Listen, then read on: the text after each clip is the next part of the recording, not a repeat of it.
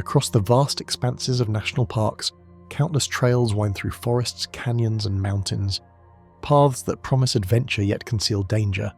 Here the wilderness tells the stories of those who vanished without a trace, from hikers who disappeared along familiar trails to explorers swallowed by rugged terrain. Each case is a puzzle of unanswered questions, strange circumstances, and eerie coincidences that defy explanation.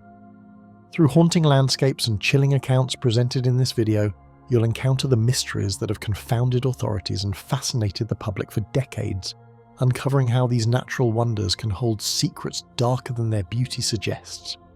The parks are open, the trails inviting, but some who walked in were never seen again. Dennis Martin, Great Smoky Mountains National Park, 1969. The Great Smoky Mountains roll across Tennessee and North Carolina like a sea of green waves frozen in time, their dense forests concealing more secrets than most visitors could ever imagine. In June of 1969, those woods swallowed a child, and more than half a century later, his story remains one of the most haunting disappearances in the history of America's national parks.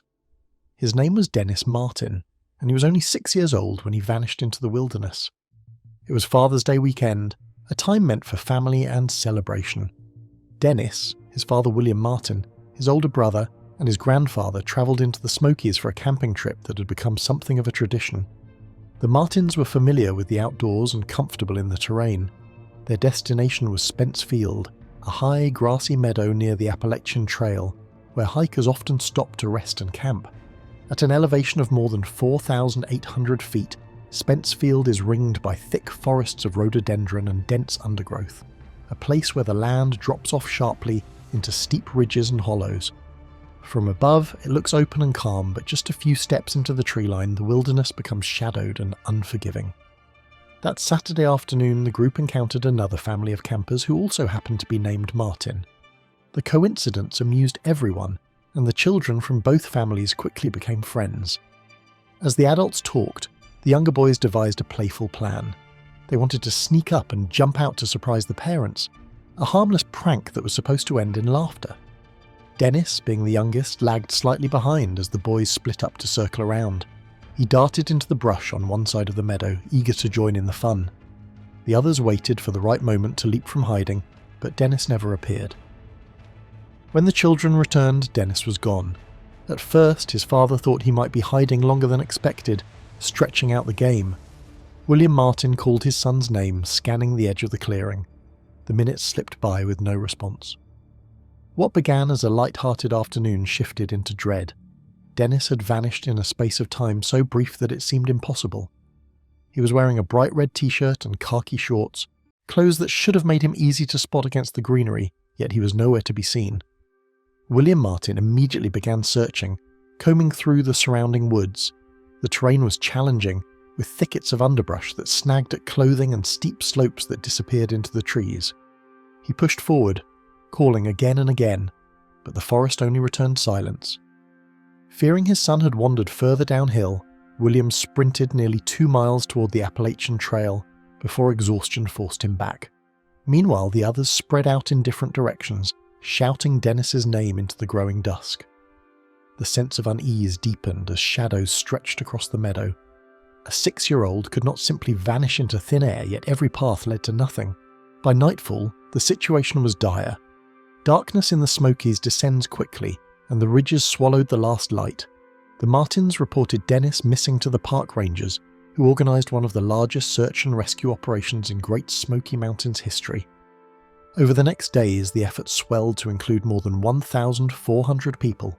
Rangers, volunteers, Boy Scouts, Green Berets from Fort Bragg, and even FBI agents. Helicopters hovered above the ridgelines, while men on foot swept through valleys and streams. The search covered miles of rugged country, yet despite the scale of the operation, the forest offered no answers. The weather soon turned against them. Heavy rains pounded the mountains in the days after Dennis disappeared, washing away potential footprints and scattering any scent that dogs might have followed. The streams swelled, and thick fog settled over the ridges, reducing visibility. For a small child lost in such conditions, survival would have been nearly impossible. Yet even so, no trace was found. Not a scrap of clothing, not a shoe, not a clue to mark the direction he might have taken. The vast resources and manpower failed to uncover even a shred of evidence. Theories began to swirl. Some believed Dennis had wandered further than anyone expected, slipping into one of the steep ravines that cut like scars through the Smokies. Others suggested he might have been swept away in swollen creeks, his small body carried downstream beyond the search perimeter.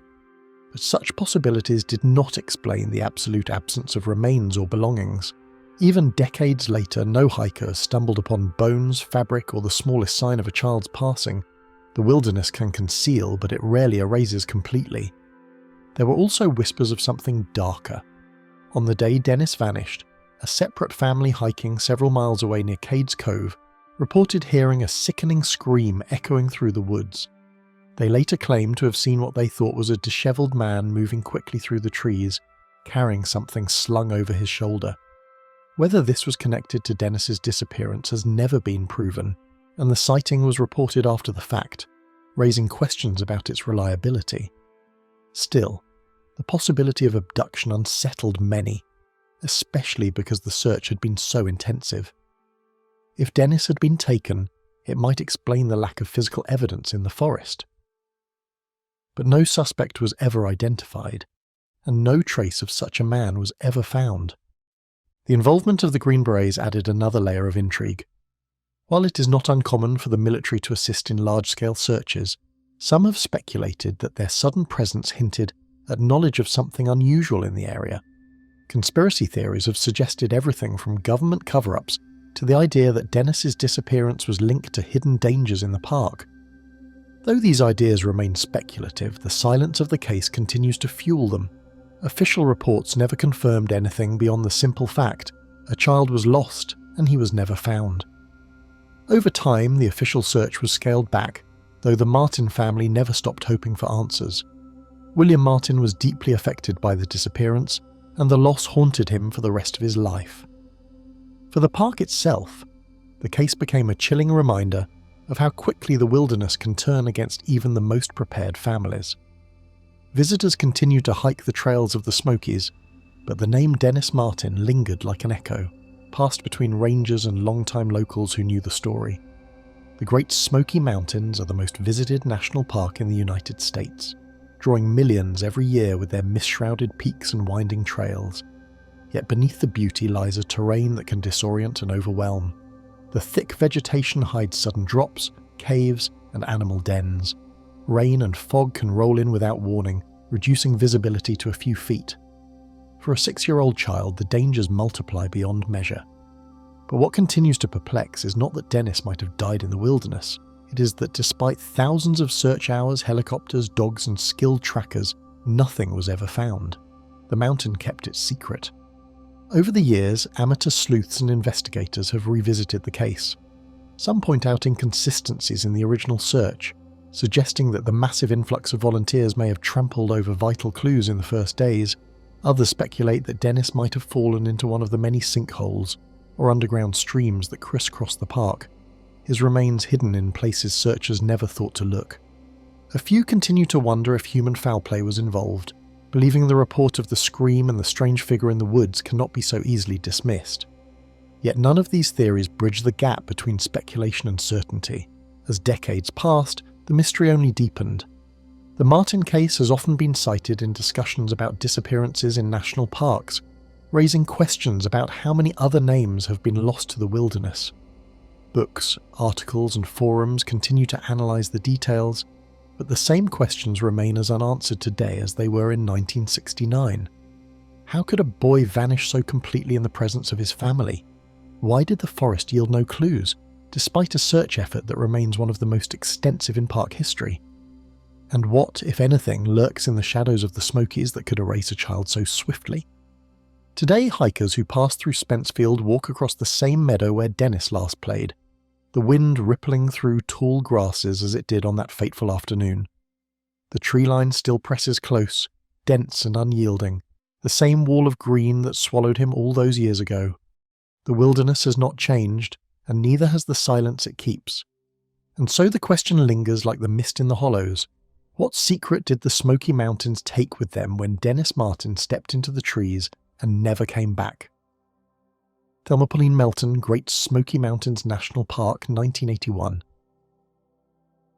Thelma Melton was 68 years old when she set out on the trail she had walked countless times before. Known affectionately as Polly by her friends, she was a woman of faith and routine, someone whose life was steady and familiar. Her love for the Great Smoky Mountains was no secret. She had often hiked the paths near Deep Creek, where rhododendron arched above the dirt track and the air smelled of pine and wildflowers. It was not a wilderness unfamiliar to her, nor a place where she felt like a stranger. The path near Deep Creek was not rugged, not the kind that swallowed hikers unprepared. It was called the Deep Creek Trail, a gentle route favoured by visitors who wanted to enjoy the scenery without straying into dangerous terrain. Just a few miles long, it wound past streams and waterfalls, a landscape that felt welcoming rather than threatening. Locals walked it often, families brought children along it, and many who knew the Smokies considered it among the safer stretches of trail. She was not alone that afternoon. 2 friends walked with her beneath the canopy of summer leaves. Together they made an unhurried group, enjoying conversation as much as the shaded path. Thelma had walked this way countless times with them before, and nothing about the day stood out as unusual. The weather was fair, the trail familiar, and the company close. For those who knew her, the details of the afternoon were as ordinary as any other outing. Melton moved ahead, her stride quicker than usual, as if some unseen urgency pulled her forward.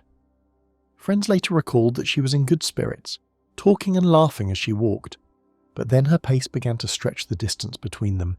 She moved up the trail around a curve still within view until the bend and the trees briefly closed her off from sight. They expected her to slow, to wait just beyond the turn. She never did. When her companions rounded the bend, she was gone. There was no sound of footsteps further along the path, no rustling in the brush to either side. It was as though the forest had opened for a moment, swallowed her completely, and closed again in silence. They searched the immediate area, calling her name into the trees, convinced she'd simply walked a few paces further. But the trail ahead was empty, and the woods to the side did not answer. Among those who scoured the terrain were hikers familiar with the trail, who knew its twists and steep grades. Yet even they admitted that the area offered few places for someone to vanish instantly. Their testimonies carried weight because they described how visibility stretched in long, open segments where any movement should have been noticed. If Thelma had collapsed, stumbled, or slowed her pace, logic suggested that her companions would have reached her within moments. The sheer suddenness of her disappearance disturbed even seasoned searchers who could not reconcile the open surroundings with her absence. Rangers scoured the trail within hours, certain she could not have gone far. The disappearance of a 68-year-old woman on such a short, easy hike was baffling, and initial confidence suggested she would be found quickly. Crews spread out along the trail, sweeping the nearby ridges, searching by foot and on horseback, while dogs were brought in to pick up a scent, but the familiar strategies that had brought answers in other cases failed here. Her trail ended at the curve where she vanished, and beyond that point the silence was absolute. The slopes around Deep Creek are steep but not endless, bordered by ridgelines and familiar routes. Searchers combed them in grids, marking the ground so they would not miss even the smallest corner. They checked ravines, water sources, and dense undergrowth where someone might stumble or collapse. Nothing turned up. No shoe prints, no fragments of clothing, no signs of distress. It was as though she'd been lifted from the earth, leaving not even the faintest trace behind. Residents followed the story closely, recalling that Melton was known in the community as sociable, cheerful, and active in her church. For those who knew her well, the idea of her simply walking away or hiding from companions felt unthinkable. Friends emphasized her loyalty to routine and her reliance on familiar trails, suggesting that she would never have intentionally strayed far from the group. The portrait that emerged was of a woman deeply rooted in her daily life, leaving the unsettling impression that her disappearance was not voluntary, but the result of something beyond ordinary explanation. Speculation ranged from sudden illness to abduction, though no clear evidence supported either. Some wondered whether she might have suffered a heart attack or stroke and collapsed in a hidden pocket of brush. Others questioned whether she could have wandered off the trail in confusion, though her friends said she'd not seemed disoriented in any way. A darker possibility was that someone had encountered her on the path, but the trail was not crowded that day, and no one reported seeing strangers nearby. The official record leaned toward natural causes, but the absence of a body left every explanation open to doubt. Though speculation ranged from accidental injury to deliberate escape, the most troubling possibility voiced by some was that she had encountered another person along the trail. No witness ever came forward, and no reports of strangers in the area were verified, yet the absence of physical evidence left space for such theories to linger. The suggestion unsettled many who walked the same paths in later years, for the idea that another presence could operate unseen in broad daylight weighed heavily on those who sought comfort in the park's beauty. It was an unease that never entirely faded. Friends recalled her warmth, her humour, her life rooted in the community beyond the park. She was active in her church, close with those around her, and not known to take reckless risks. Hiking the Deep Creek Trail was part of her ordinary life, a comfort rather than a challenge. That such a familiar place could erase her so thoroughly unsettled all who knew her. For many, the shock came not from the fact that she disappeared, but from the place in which it happened, a trail she knew as well as her own backyard. No trace of clothing, no disturbed earth. No sign she had ever stepped from the trail was discovered. The investigation lingered for weeks, with rangers revisiting the same ground again and again, convinced something must have been missed. But each day ended in the same result: nothing. Her friends returned home without her, carrying only the memory of the curve in the trail where she walked ahead and was never seen again. Other vanishings in the Smokies had unsettled searchers before, but hers seemed uniquely confounding. The case of Dennis Martin, more than a decade earlier, had drawn headlines and massive searches, but that had involved a child in the depths of the park. Thelma's disappearance was different. She was an adult on a well-travelled, relatively safe trail. There were witnesses just steps behind her, and yet her fate became no less mysterious, her absence no less permanent. Days became weeks, and the silence of the mountains grew heavier. The Deep Creek Trail continued to welcome hikers, families, and campers, while her name became another unanswered question whispered by rangers and locals. Some believed the mountains held her in their depths, hidden in a place no search could reach. Others believed she might have been taken by someone who knew the woods well. The possibilities branched outward, none of them leading to certainty. Whispers began to circulate, as they often do when explanations collapse. Some spoke of the forest as if it possessed a will of its own, choosing whom to release and whom to keep.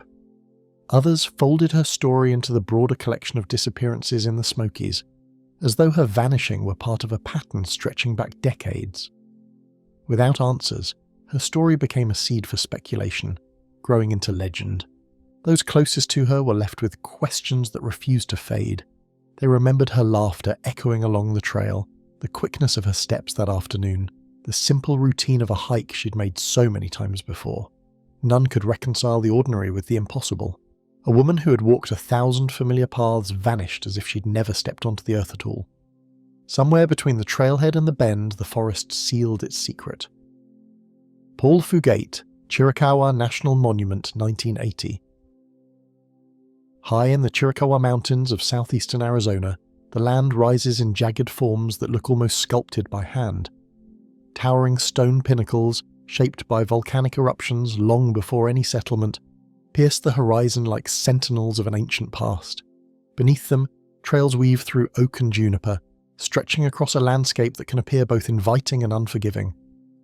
It was here, in this wilderness of stone and silence, that a park ranger named Paul Braxton Fugate vanished without leaving behind the faintest trace. By 1980, Fugate had already become a familiar figure at Chiricahua National Monument. He was 39 years old, married, and known for his dedication to the park where he worked. His knowledge of the monument's terrain was thorough, the kind that comes only from years of service and close observation. Those who knew him described a man who carried the authority of his ranger uniform naturally, but also someone whose quiet moments revealed a reflective, almost solitary nature. The official record began on January 13, 1980, when Fugate reported for duty. According to colleagues, he was assigned a shift at the visitor centre that Sunday afternoon, greeting tourists and answering questions about the monument. The day was clear, winter air carrying the stillness of the season with only a scattering of visitors in the area. At some point, Fugate told a co-worker he planned to step outside for a short walk. He left the building wearing his uniform but no radio and walked down a familiar trail.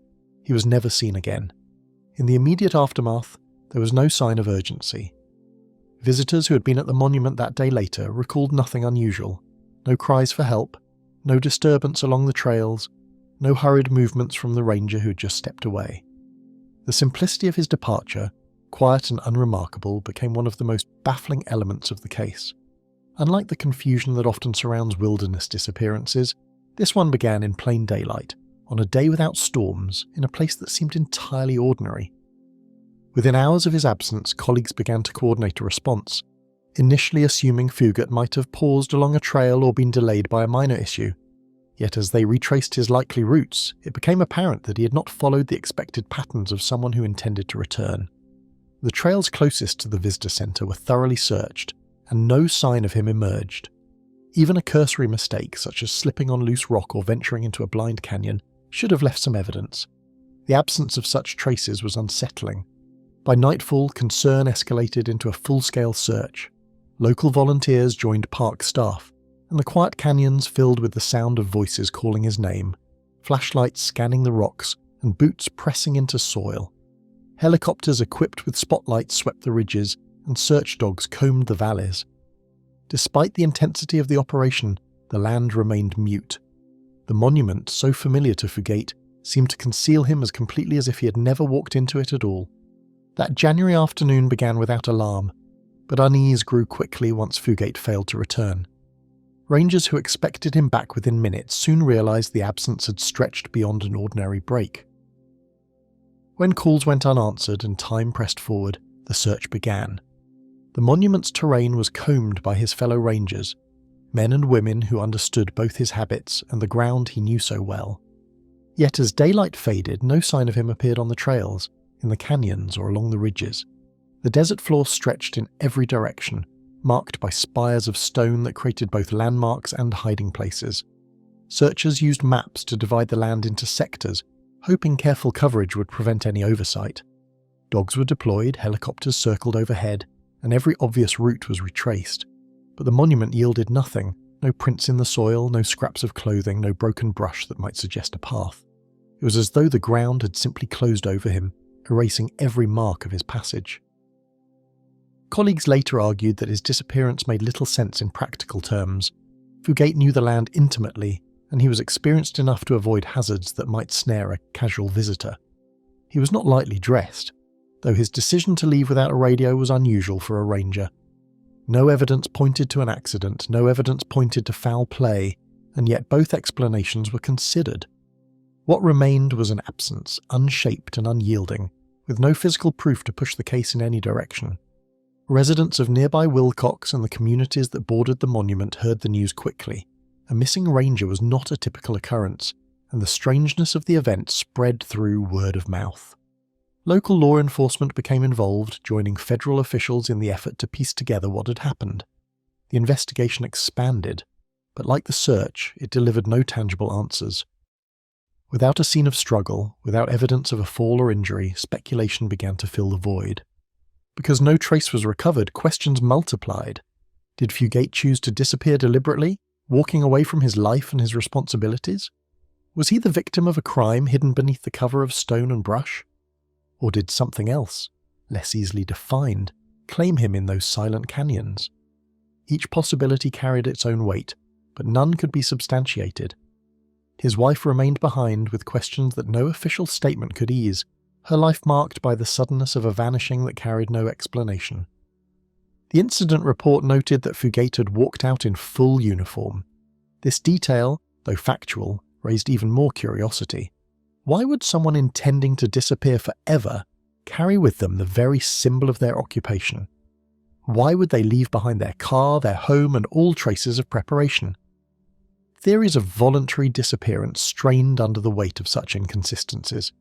And yet, in the absence of evidence for a struggle, law enforcement found themselves circling the same incomplete set of possibilities. The silence of the monument offered no help. The land remained unchanged, the stone towers indifferent to human searchers pressing against their base. Each new sweep of the area ended in frustration. Colleagues who had expected to bring him home found themselves facing only the emptiness of terrain that seemed to swallow all effort. The longer the search continued, the more it resembled a ritual of futility, retracing steps that led nowhere. Some investigators wondered whether the disappearance was less about the monument itself and more about unseen human factors.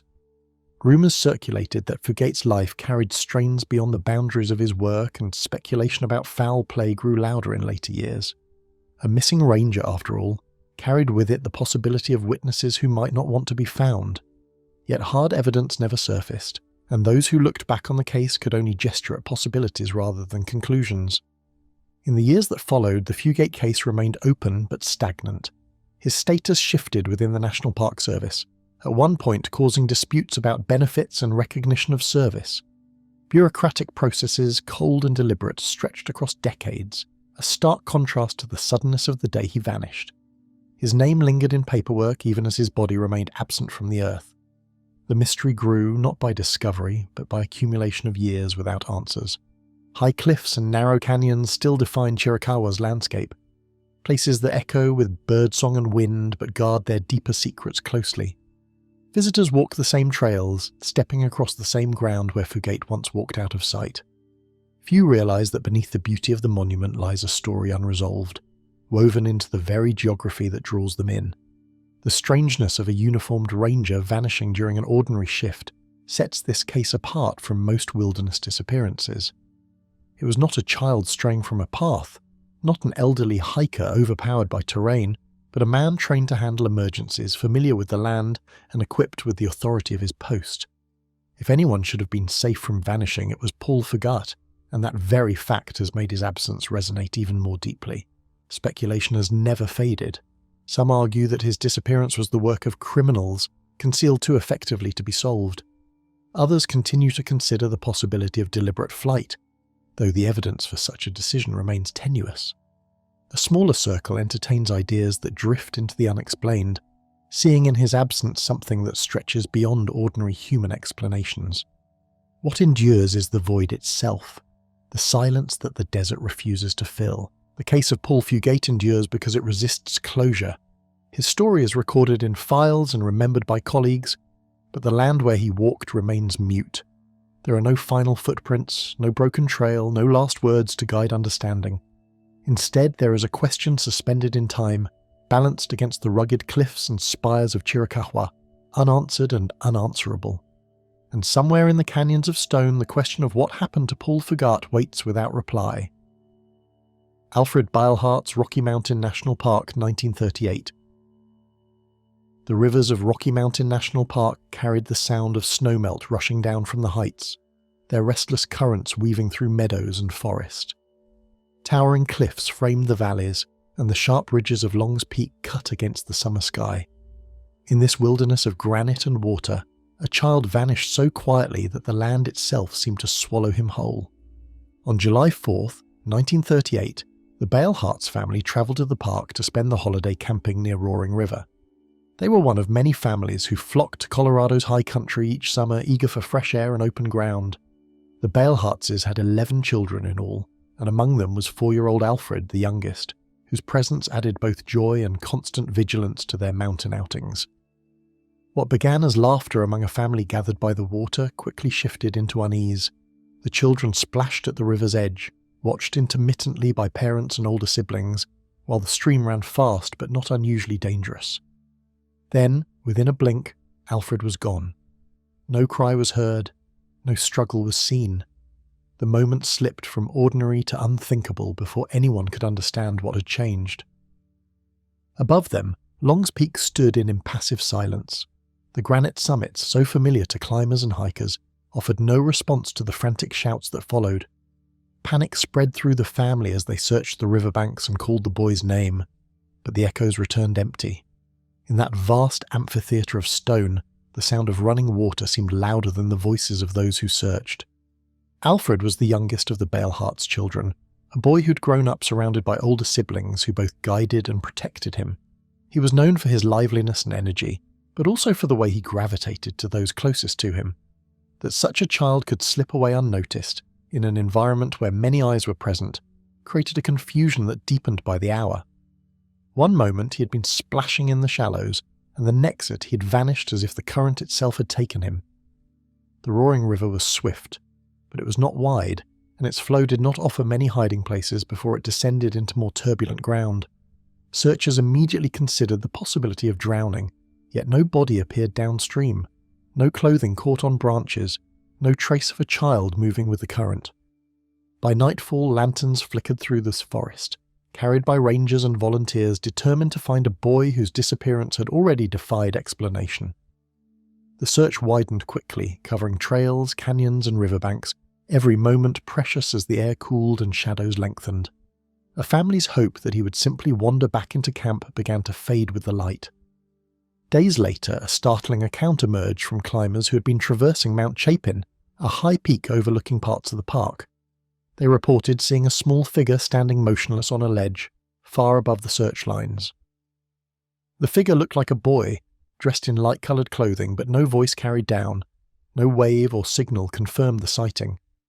Rangers who investigated the area found the ledge, but no child.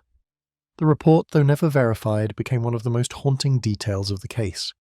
No clothing, no footprints, and no scraps of evidence ever surfaced to tie Alfred to the places where searchers combed the land.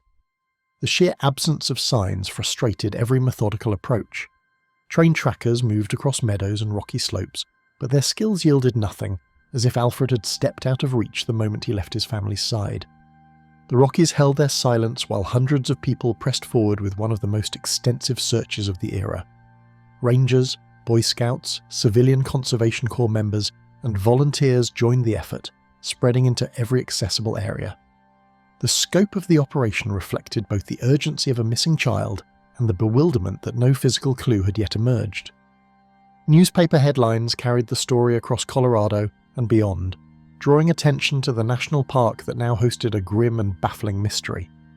The disappearance of a young boy on a family holiday was a tragedy that cut across communities, and the image of Alfred's face became fixed in the minds of those who followed the case from a distance. Authorities pursued every lead, including the possibility that the boy had been taken rather than lost. Reports of strangers in the area were investigated, though none provided concrete evidence. Theories stretched from accident to abduction, but no pathway offered certainty. Each explanation collapsed under the weight of details that did not align, leaving only speculation where proof was absent. Roaring River remained the focus of many searches, as water can both conceal and carry away. Divers and searchers combed its pools and banks repeatedly, but days of effort yielded nothing that could confirm a drowning. For some, the failure to recover a body suggested he had never entered the water at all, shifting attention back toward the forest and mountainsides. Mount Chapin's reported sighting lingered in official notes and in the memories of those who heard it. The possibility that a child could have wandered so far, reaching such dangerous ground, was slim but not dismissed. Investigators questioned whether the figure seen could have been another hiker, misidentified in the distance, yet the description of a small boy standing alone kept the lead alive, even without evidence. As the search dragged on, fatigue set in among rescuers, but determination continued to drive the effort. The Beilhartz family remained close, clinging to fragments of hope even as days passed without resolution. For them, each report, each possibility carried unbearable weight, and the lack of closure ensured the pain would not fade easily. Park officials noted that the case differed sharply from the typical search and rescue missions they encountered. This was not a case of a hiker lost along a trail, nor a fall in a known hazardous area. It was a child gone in an instant, in a place where witnesses stood nearby, and that very strangeness magnified the sense of unease. The years that followed brought no resolution. Alfred's name lingered in park records and in local memory, but the trail remained as cold as the waters that first raised suspicion. Unlike other cases where later discoveries provided closure, this one carried nothing forward, only the weight of absence. Among rangers and locals, the story of the Beilhartz boy became part of the park's darker legacy, retold whenever discussions of unexplained disappearances arose. The uncertainty gave it endurance, and the unresolved ending left it hovering in the realm between tragedy and legend. The wilderness of Rocky Mountain National Park continues to draw visitors, its peaks and rivers unchanged by the passing decades. Hikers cross the same trails where searchers once fanned out, and the waters of Roaring River still run clear and cold. Few who pass through realise that beneath the beauty lies a mystery that has remained untouched since 1938. The case of Alfred Beilhartz endures not because of evidence, but because of its silence, a silence that feels heavier than explanation. No resolution has ever surfaced, no body has been recovered, no final truth delivered. The questions remain suspended in the air, the river and the stone ridges beyond the reach of certainty. The weeks after his disappearance were filled with fruitless searches. Bloodhounds were brought into the park to trace Alfred's scent, and for a time there was hope, as the dogs seemed to catch a trail along the riverbank, but it ended suddenly, as if the boy's presence had been swallowed whole by the wilderness. The abrupt stop of the scent puzzled handlers, for it suggested either that Alfred had been lifted away or carried off in a manner that left no trace. The silence of the landscape became its own mocking witness, revealing nothing yet holding everything. Another chilling detail emerged when rangers questioned visitors in the days following. A group of hikers reported seeing a small figure perched on a ledge high above cliffs, motionless and strangely out of reach. The description matched Alfred, yet by the time searchers scrambled to the spot, no child was there. The ledges were treacherous, the climb dangerous even for seasoned mountaineers, and no clear evidence suggested how a 5-year-old boy could have reached such a place. The report lingers in the records as one of the most unsettling clues, pointing toward possibilities that seemed both impossible and undeniable. Despite the passage of decades, Alfred's disappearance remains an open wound in the collective memory of Rocky Mountain National Park. Visitors still pause at the river's edge, staring at the currents that might have carried him away or perhaps concealed something darker. His name surfaces in hushed conversations among rangers, a reminder of a case that never found resolution. The park itself, with its rugged cliffs and sweeping valleys, still seems to guard the secret tightly, as though the land itself has chosen silence over revelation. Amid the high country's ledges and whispering pines, the silence carries what sounds like the faint, unanswered call of a child. Bessie and Glen Hyde, Grand Canyon, National Park, 1928. In the autumn of 1928, a young couple stepped into history's shadows along the edge of the Grand Canyon. Glen Hyde, 29 years old, and his new bride Bessie, just 22, arrived in Arizona after their wedding in Idaho. Their union had barely begun, yet they were already chasing a feat that promised to bind their names to legend. Glen's ambition was not modest. He wanted them to set a record as the first woman to run the Colorado River through the canyon and the fastest trip ever attempted in a homemade wooden sweep scow. For Bessie, the adventure was a plunge into the unknown, guided by her husband's confidence and her own willingness to defy convention. The Colorado River stretched before them like a serpent of green and foam, its bends coiling through chasms of red stone that had swallowed countless streams before.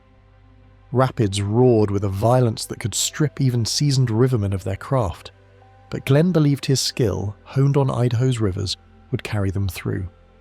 He had built the boat himself, wide and sturdy, though critics later wondered if its very design sealed their fate. To the couple, the river was not an obstacle but a test, and each mile downstream drew them deeper into the canyon's vast silence. During the late 1920s, the Colorado River remained largely unconquered, a place of both fascination and fear. Only a handful of river runners had attempted its full course, and the rapids still carried reputations of being lethal. For the Hydes, the possibility of success meant not only adventure but the distinction of achieving what few others dared to attempt. What drew the Hydes into such peril was more than sport. The 1920s were a decade of spectacle, of daring feats that captured headlines across the nation. Glen wanted their journey to establish Bessie as the first woman to master the river's fury, a symbolic gesture that would elevate both her name and his. Their honeymoon became both a celebration of love and a challenge against the canyon, transforming their private bond into a public tale of courage. Some who met them on the rim remembered their bright-eyed confidence, a glow of youth that seemed untouched by the warnings of danger. Friends and fellow travellers recalled the brief encounters with the Hydes along their journey. At Phantom Ranch, deep within the canyon, they dined with the legendary boatman Emery Kolb, who operated a photographic studio on the rim. He later described Bessie as quiet and reserved, while Glen spoke enthusiastically about their progress. Their scow was holding steady, he claimed, and they were making good time. Before they pushed back into the current, Kolb offered to take their photograph. The resulting image, Glen standing tall at the stern, Bessie seated near the bow, would become the last known record of them alive, an image frozen in time against the immensity of the canyon walls. Days passed, and silence deepened where their voices should have been. By early December, family members expected word of their return to Needles, California, where they had planned to end their run. Letters went unanswered, and the days of waiting stretched into dread. The canyon is vast enough to delay travellers, but those who knew Glen doubted he would have lingered without sending news. As the weeks dragged on, the absence hardened into certainty. Something had gone terribly wrong. Days later, river travellers reported spotting the Hyde's scow adrift and empty, floating quietly along a section of the river. The Discovery sent word racing back through this canyon, and soon the park's rangers were alerted. The boat itself showed no evidence of capsizing or violence. Their supplies were intact, and nothing suggested panic or a desperate flight. Search parties traced the canyon walls, scanning for any trace of the couple. Eyes followed the river from high overlooks while others rode the current itself, probing every bend for wreckage. The Hyde's boat was eventually found drifting quietly below Hermit Rapid, battered yet remarkably intact. Inside, supplies were neatly stowed.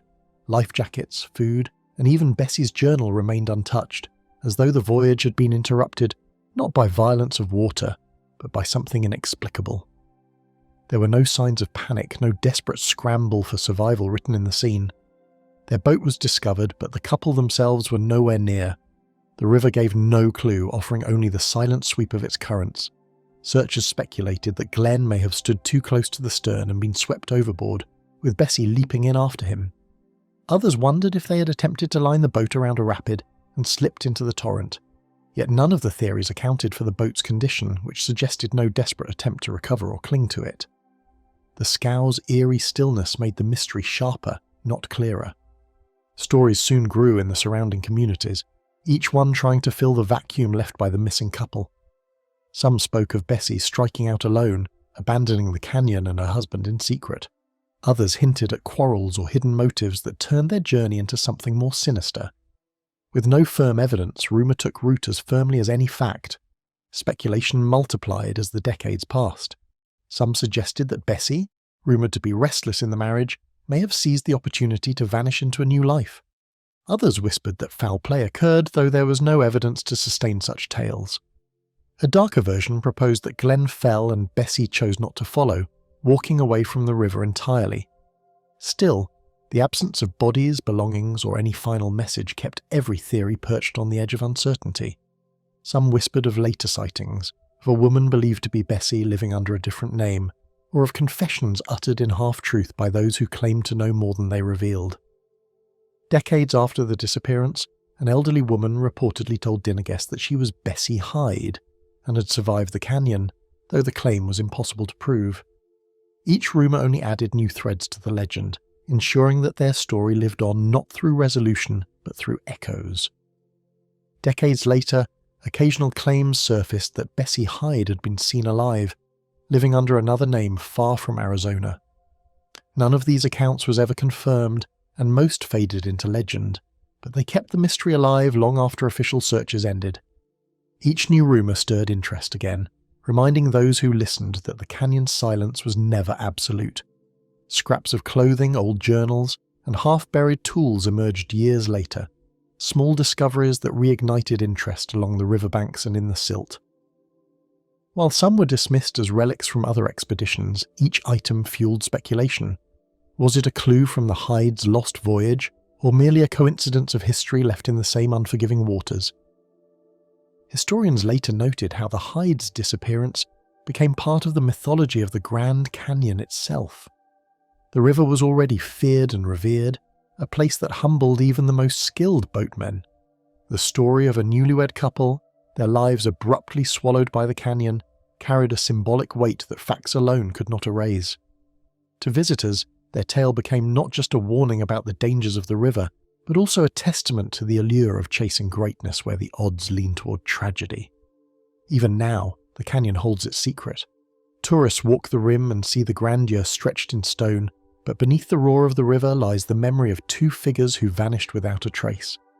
The photograph at Phantom Ranch remains a haunting reminder, a moment of joy on the cusp of erasure, a portrait of ambition framed forever by silence.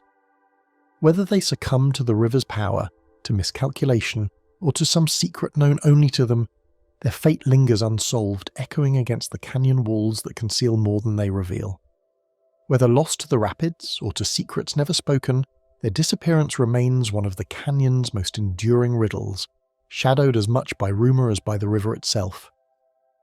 Barbara Davis, Grand Canyon National Park, 1956. On an October afternoon in 1956, Barbara Davis arrived at the Grand Canyon with the intention of seeing one of the most celebrated landscapes in the United States. She was 22 years old, a student on break, carrying with her only what she needed for a day of hiking. The weather was mild, the canyon air sharp with autumn coolness, and visitors recalled the clear skies that seemed to promise nothing unusual. Her decision to explore on her own did not seem remarkable at the time. Witness accounts placed Barbara near the South Rim Trails, an area crowded with visitors but also lined with rugged stretches that could quickly become isolating. Some claimed to have seen her pausing at overlooks, gazing across the layered cliffs, while others suggested she moved purposefully, as though she had a destination in mind. These fragments of recollection, though small, were later used to piece together her final movements. At the time, the Grand Canyon was drawing record crowds, yet the immensity of the landscape made even a single missing person feel invisible. Tourists later recalled walking only a few hundred feet from the main trail and finding themselves alone amid silence and stone. This vastness worked against the search for Barbara, for any wrong turn could lead to dozens of unmarked gullies or hidden outcroppings that offered concealment without effort. Search parties scoured the area where she was last remembered, starting with the rim and moving downward into the branching trails that wound toward the Colorado River. Rangers and volunteers covered miles of terrain, calling her name into the emptiness of the gorge. Each echo that returned carried no reply, only the hollow resonance of voices swallowed by stone. Days of methodical effort produced no clear trace. What they found instead was ambiguity. A shoe impression, faint and partial, seemed to match her size but led nowhere definite. A piece of paper tucked beneath a rock was examined but proved unrelated.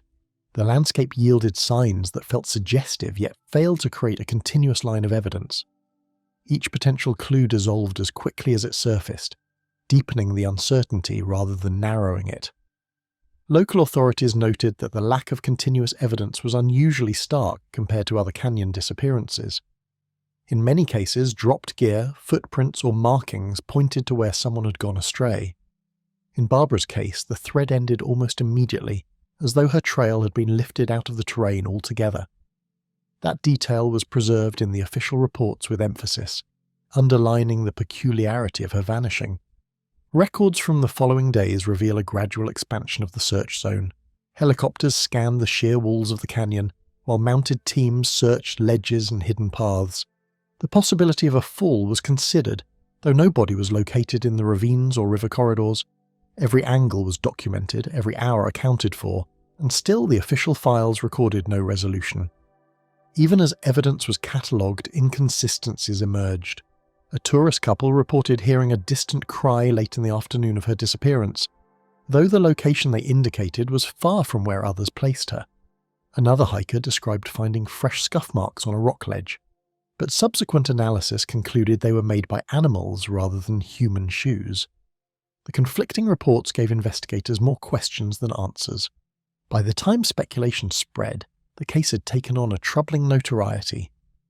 Newspapers across Arizona ran stories that painted the canyon as both magnificent and unforgiving, framing Barbara's disappearance as another reminder of nature's capacity to conceal.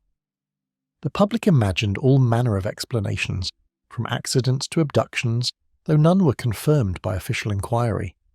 Some newspapers published speculative accounts that suggested she may have accepted a ride from a stranger or left willingly with someone she met along the rim. These stories, though unverified, found traction because no material proof tied her exclusively to the canyon after her last sighting. This ambiguity blurred the boundaries between an accident in the wilderness and the possibility of disappearance by human means, a tension that has never been resolved. Reports hinted at inconsistencies in how search efforts were coordinated. Some locals criticised the speed of the initial response, believing that the first hours, when trails were still warm with signs of passage, had been lost to delays. Others defended the rangers, pointing to the sheer scale of the canyon and the impossibility of combing every crevice in time. The debate was never resolved, but the discussion highlighted the tension between human determination and the vastness of the landscape. Years after the disappearance, fragments of Barbara's story continued to surface in unusual ways. A hiker in the 1960s claimed to have found a piece of fabric wedged beneath a boulder near a little-used trail, though testing was inconclusive. In the 1970s, a second-hand account described an abandoned campsite with belongings similar to those she carried, but no verification was ever made. Each claim is added to the file without closing it. Later archival reviews noted the strange absence of personal effects. Most who vanish leave behind a trail of belongings, scraps of food wrappers, water flasks, or articles of clothing, but Barbara's case produced none. The silence of objects became as striking as the silence of her voice. Investigators marked the absence with emphasis, though it gave them nothing new to pursue. Testimonies collected from staff working in the park at the time suggested an atmosphere of lingering unease. Rangers recalled the feeling of searching a landscape that refused to yield answers, as though the canyon itself resisted intrusion. One veteran ranger later described the effort as chasing shadows across stone, a phrase that entered the oral memory of the park, though it never appeared in formal documents. Anomalies in the record further deepened the mystery. The official case file contained pages of interviews, maps, and photographs, but one section of the logbook bore erasures where details had been removed. Whether the notes were considered irrelevant or simply lost to clerical oversight, the absence left later researchers with more questions than clarity. Over time, the missing pieces in the file became almost as legendary as the case itself. Amateur researchers studied the erasures as though they were codes, speculating that key witness accounts or sightings may have been dismissed too quickly. Others suggested that ordinary clerical error had been mythologized into something greater, but the effect was the same. The file became a puzzle not only for what it contained, but for what it appeared to withhold. The psychological weight of the case lingered among those who searched. Families of missing persons often speak of closure denied, but for the men and women who combed the cliffs, the lack of resolution became its own burden. Stories circulated among them of hearing phantom footsteps on the trails or sensing movement in the brush, only to find nothing. Such accounts were never formalized, yet they added to the atmosphere surrounding the case. As decades passed, Barbara's name receded from headlines, but remained alive in collections of unresolved disappearances within the Grand Canyon. Historians looking back noted how her case coincided with a period when tourism at the park was increasing, yet safety measures were not as formalized as they are today. Her disappearance became part of a broader narrative of the canyon's dangerous allure. By the 1990s, true crime researchers revisited her case, combing through old reports with modern methods. They found the same gaps, impressions too faint, testimonies too contradictory, and timelines too fractured to establish certainty. No new evidence emerged, only a more detailed map of what remained unknown. Recent interest has renewed attention to her story, yet it remains trapped between documentation and mystery. Official files exist, testimonies exist, rumours exist, but Barbara herself does not. Her absence endures, surrounded by facts that point in every direction and none at once. The final entry in her case was not a resolution, but a line that stopped short, leaving the record open like a page waiting for evidence that has never arrived. Stacey Arras Yosemite National Park, 1981. Case records list her as a 14-year-old from Saratoga, California, traveling with family and friends to Yosemite National Park for a summer outing. Bright and athletic, Stacey Arras had just finished her first year of high school and was part of a group that included her stepfather and several companions. On the morning of July 17, 1981, they hiked into the heart of Yosemite Valley, drawn toward one of the park's most famous trails. On July 17, 1981, the official clock of her disappearance began around 3 p.m, when the group stopped at a scenic point overlooking Vernal Fall. The trail they had chosen was part of the Mist Trail system, a well-worn path that carried thousands of visitors each season past cascading water and polished granite. That afternoon was clear, warm, and crowded with hikers, yet what unfolded left investigators baffled. Other hikers later recalled seeing Stacey move slightly ahead of her group, pausing to photograph the view near the stone steps that climbed towards Vernal Fall. She was never reported as distressed, tired, or separated by more than a short distance. Witness accounts describe her as smiling and casually enjoying the trail before she stepped away. In that brief shift of position, she was seen clearly for the last time. Witness testimony often varies, but in this case, accounts were remarkably consistent. Each person who recalled seeing Stacey described her in the same spot, pausing at the edge of the trail where the slope opened toward the canyon. She was neither running nor distressed, but walking with the casual ease of someone expecting to return shortly. The alignment of those reports made the sudden break in her trail all the more bewildering. The mist trail, where she was last seen, is a path carved by centuries of water and accidents. Its slick stone steps, mist-drenched railings and dizzying drops have long been both alluring and dangerous. Yet on that afternoon the trail was dry, visibility was excellent, and no one reported hearing screams or spotting anyone fall. The path was busy enough that any sudden accident should have drawn immediate notice. Her belongings remained untouched, shoes securely on her feet, no backpack or jacket removed, nothing left behind as a marker. She had not carried a heavy pack, nor did she take any extra gear that might have slowed her down or given her reason to step far off the main route. Everything about her short walk ahead suggested an ordinary pause, not an intentional departure. Search teams noted a contradiction. She'd not been gone long, yet no trace was ever located. Within minutes of her absence, her companions realized she was no longer in sight and began calling out her name. By the time rangers were notified, the gap between her last known sighting and the organized response had already stretched just beyond the window where quick recovery is most likely. More than 150 people combed the canyon walls and riverbanks in the following days. Rangers, volunteers, helicopters, and tracking dogs were deployed, converging on the section of trail where Stacey was last seen. The density of the search, the sheer number of trained personnel, and the relatively contained area made her absence increasingly difficult to reconcile. No footprints, no torn fabric, no disturbed brush marked her trail. The ground near the edge of the canyon showed no scuff or slide, no evidence that she'd tumbled into the Merced River below.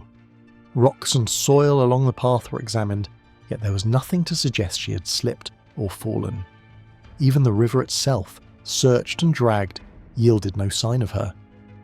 Investigators marked the area carefully, photographing every ledge and measuring distances to understand how fall might have occurred. Even in the narrowest places, rocks bore no scratches, no fabric snags, no hint that a body or belongings had been dragged by gravity toward the depths. For a disappearance attributed to a misstep, the absence of such traces defied expectation, leaving the ground around her last known location strangely untouched. Some official reports suggest she left to take photographs, though no camera was ever recovered. Friends and family believed she had borrowed a camera for the trip, but investigators later clarified that nothing of the sort was located during the search. The discrepancy raised further questions. If she had gone to find a better vantage point, where was the equipment that would have accompanied her? Unanswered questions about the camera became a lasting source of speculation. Some believed it might have fallen into an unseen crevice, while others suggested it could have been taken by someone who encountered Stacey in her final moments. The mystery of the missing camera blurred the line between accident and something less explainable, its absence serving as a silent reminder that her final hours remained obscured. For 10 days, helicopters, dogs and volunteers scoured the terrain. They searched in heat and rain, sweeping both sides of the river, the cliff base, and the thick timber nearby. Trails leading away from Vernal Fall were examined repeatedly, and even caves, crevices and small pools were checked. Despite these exhaustive measures, no clothing, no bones, and no personal effects were ever retrieved. Her disappearance narrowed to a single bend in the trail, beyond which silence swallowed the story. The mist trail continued upward toward Nevada Fall, but she had not been seen travelling in that direction.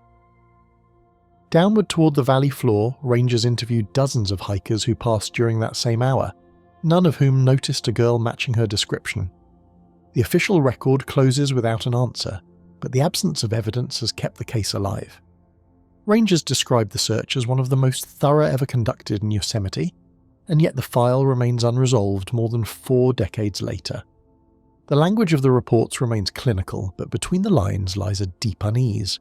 How can someone vanish in daylight on a crowded trail without leaving a trace? Decades later, veterans of the search recalled the stillness of the area after the initial sweep.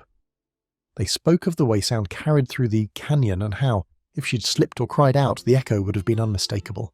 Their memories only sharpened the paradox.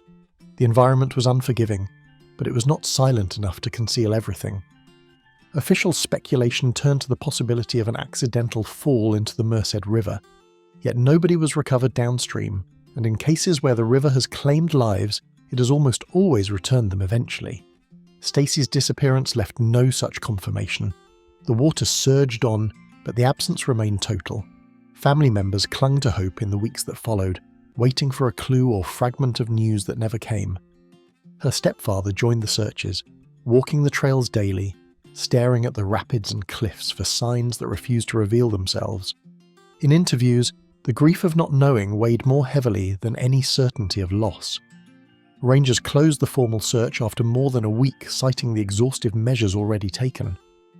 Yet informally, questions never ceased. Hikers who later passed along the mist trail sometimes reported lingering unease, a sense that one could step away for a moment and never be seen again. The trail became not only a landmark, but also a reminder of the park's most haunting vanishing. Each retelling of the case begins with the same set of facts: a teenage girl on a bright summer day, a group of companions only steps away, and a trail crowded with witnesses. Each retelling ends with the same void: no answers, no evidence, only the echo of footsteps that reached a bend and stopped. Later attempts to revisit the case often returned to the same stretch of trail, as though the silence there might somehow yield answers. Hikers spoke of an unsettling stillness in the air, a quiet that pressed down even when the forest around them rustled with life.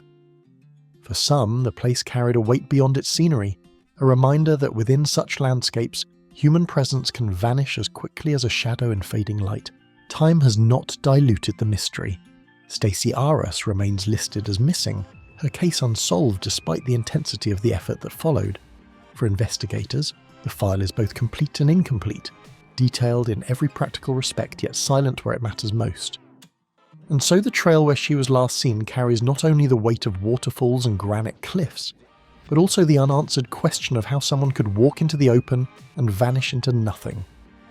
Leaving only the unnerving thought that the trail itself consumed her, the record stops at that final sighting. Charles McCulla, Crater Lake National Park, 1975. Charles McCulla had spent years walking the edges of Crater Lake, a ranger whose life was entwined with the volcanic cliffs and the deep, serene waters below. The park in southern Oregon held a stark beauty, its caldera walls rising sharply from the water, reflecting colours that shifted from turquoise to indigo as the day progressed. To McCulla, this landscape was both home and workplace, a place where he understood the rhythms of the land better than most. The morning of July 12, 1975 began like many others. Crisp air, light glinting off the lake's surface, and a silence that seemed almost sacred. Routine governed McCulla's days. He walked trails, checked observation points, and ensured visitor safety with a steady hand and quiet diligence.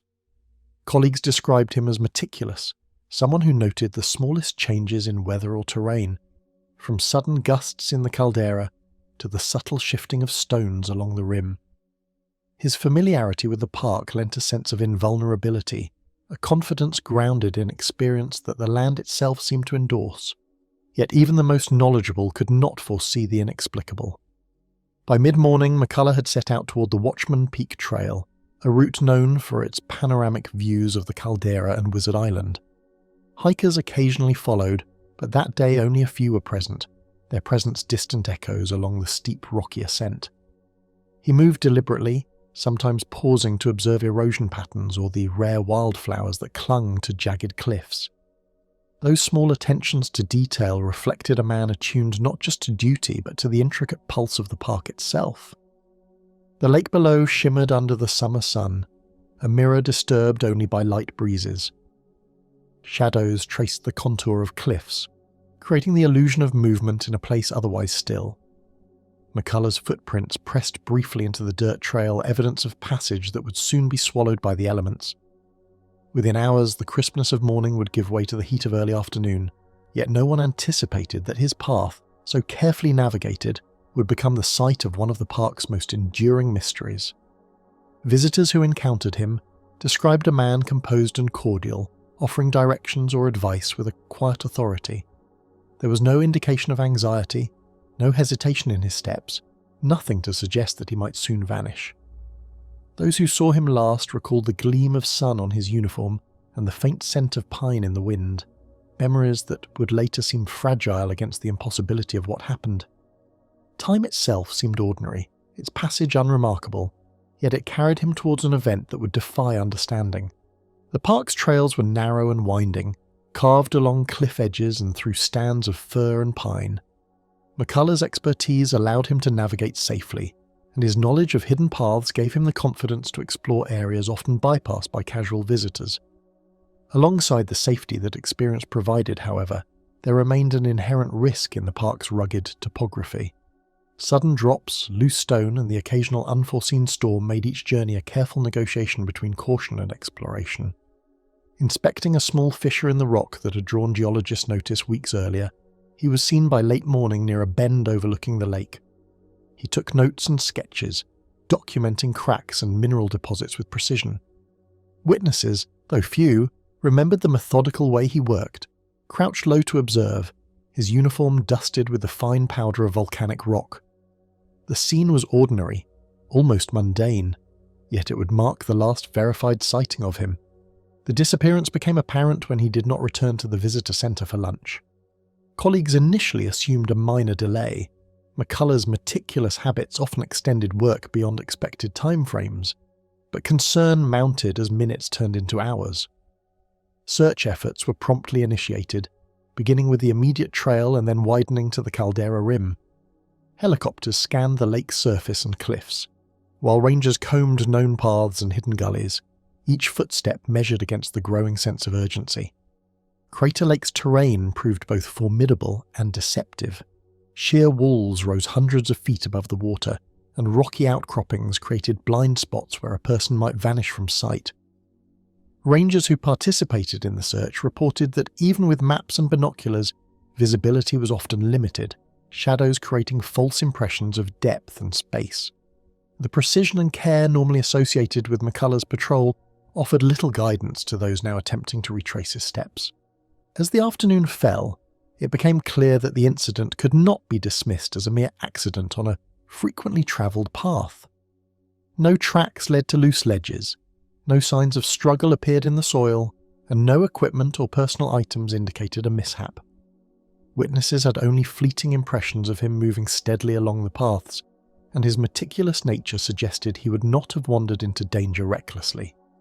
The absence of tangible clues transformed the case into a puzzle where every assumption seemed unreliable. Ranger teams expanded the search perimeter to include Wizard Island and the surrounding cliffs. Boats patrolled the lake's placid surface, scanning for anything that might reveal a clue, while aerial reconnaissance documented the caldera from multiple angles. The lake itself, deceptively calm, concealed depths of nearly 2,000 feet, hiding any trace that might have fallen into its waters. Every sweep of the area, meticulous and exhaustive, ended without answers, reinforcing the enigmatic nature of his disappearance. Questions began to circulate among the park staff. Could McCulla have been caught in a sudden localized storm swept into a fissure, or fallen unseen into the lake? Did some natural phenomenon, perhaps a misstep on unstable terrain, account for his absence? Each theory collided with the reality that his uniform and personal items remained behind at observation posts, suggesting he did not leave voluntarily. Yet, without evidence, every suggestion remained speculative. The oddness of his absence lingered in the memories of park visitors. Guides spoke of a ranger who should have been visible at certain points but was not. Photographs taken during that period captured the landscape, some inadvertently showing an empty path or distant ridge, but never McCulla himself. These incidental observations became fragments of a narrative impossible to assemble fully, a constellation of clues that led only to uncertainty. The search persisted for days, with crews alternating between combing trails and surveying cliffs for signs of the missing ranger. Volunteers and National Guard units joined, bringing additional manpower to cover the expansive parkland. Helicopters dipped repeatedly to examine the lake, and divers explored shallow edges. Despite these combined efforts, no trace was discovered, and the absence of a body or belongings amplified the mystery, leaving the park staff and McCulla's family in a state of growing distress. The terrain's deceptive nature was compounded by Crater Lake's sudden weather changes. Afternoon fog could descend without warning, obscuring paths and transforming familiar landmarks into shadowed illusions. Even seasoned rangers noted that the park could appear entirely different from one hour to the next, and that disorientation could occur swiftly. Yet McCulla's experience and careful habits argued against simple navigational error, deepening the puzzle of how he could vanish entirely. Colleagues recalled his habits, checking supplies, noting wildlife patterns, and routinely marking locations for park records. McCulla's attention to detail was legendary. He would seldom leave a post without logging his actions or alerting others.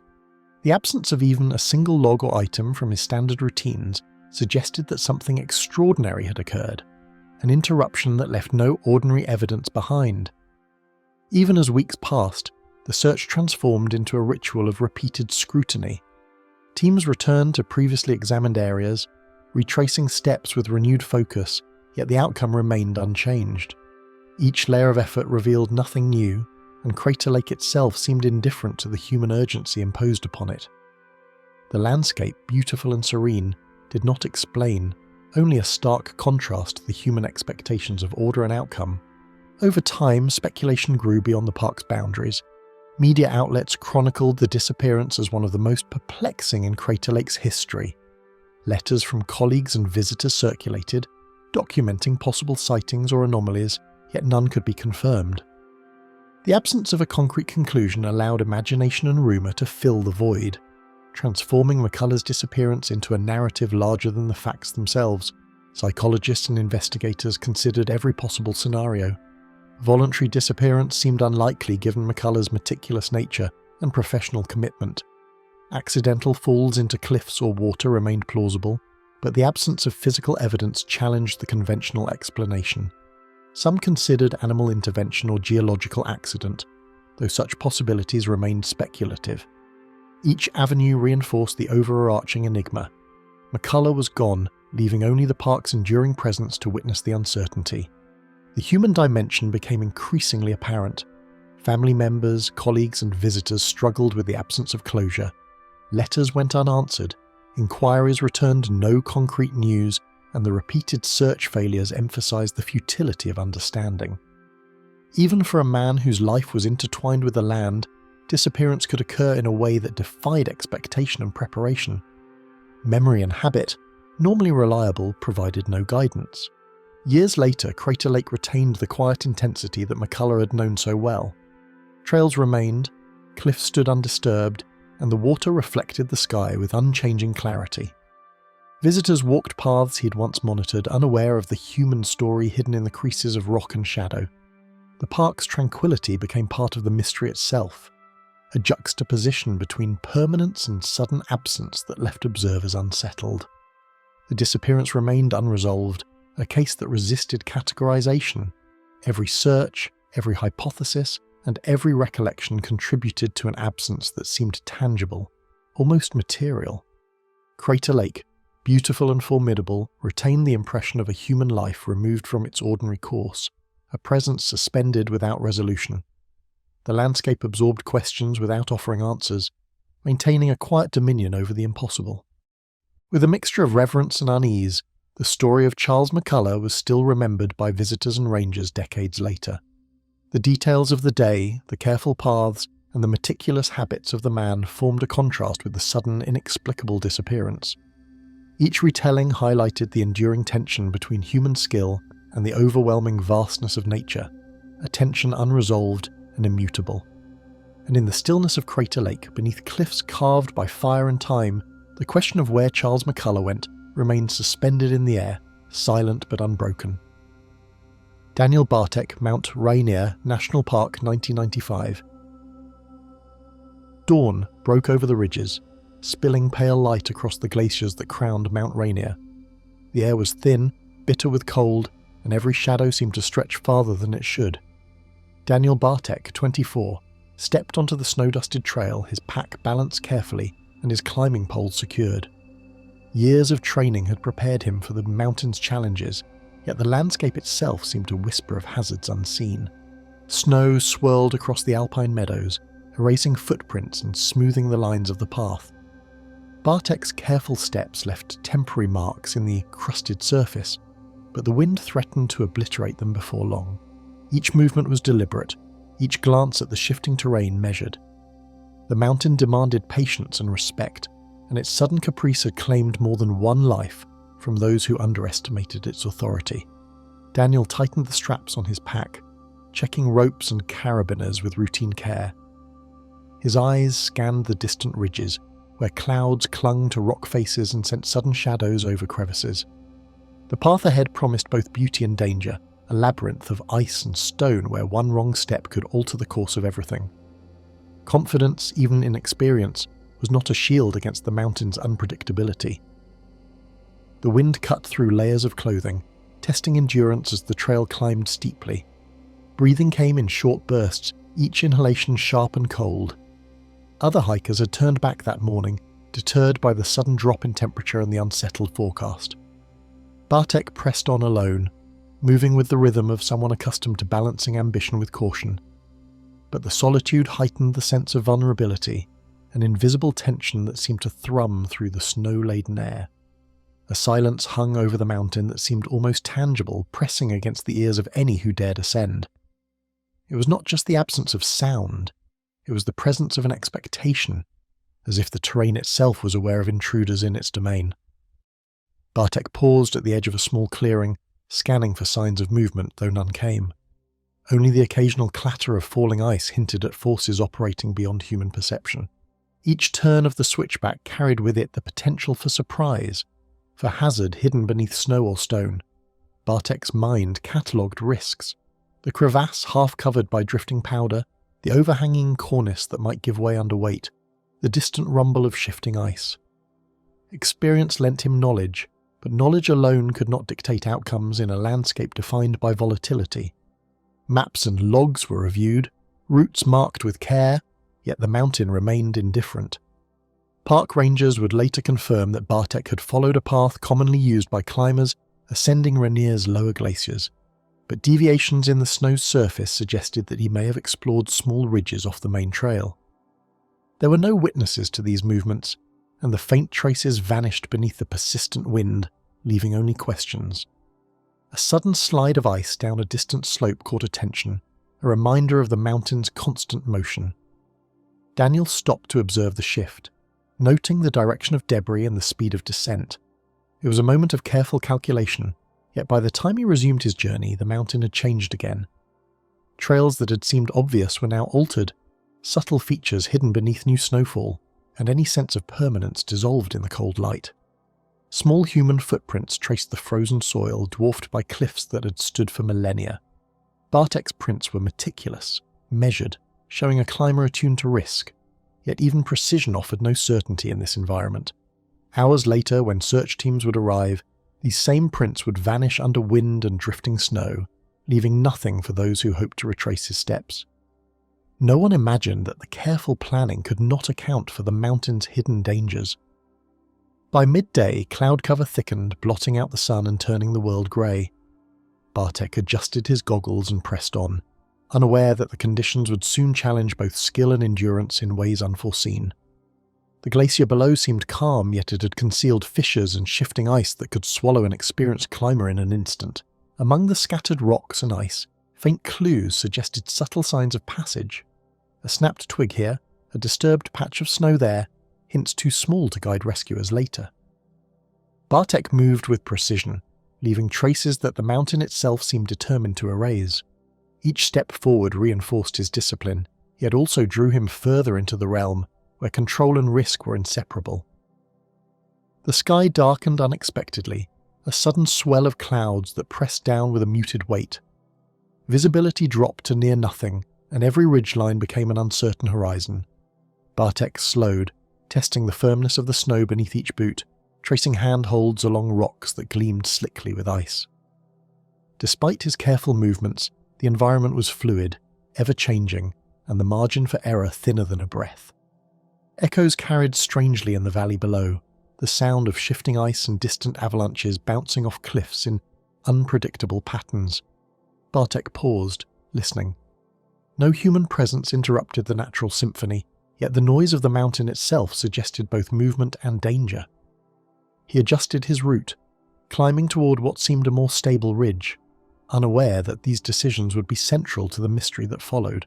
Every cairn and trail marker offered reassurance, yet they could not account for the mountain's temperament. Bartek passed familiar markers with an eye for detail, yet each one was a fleeting anchor in a landscape that refused permanence.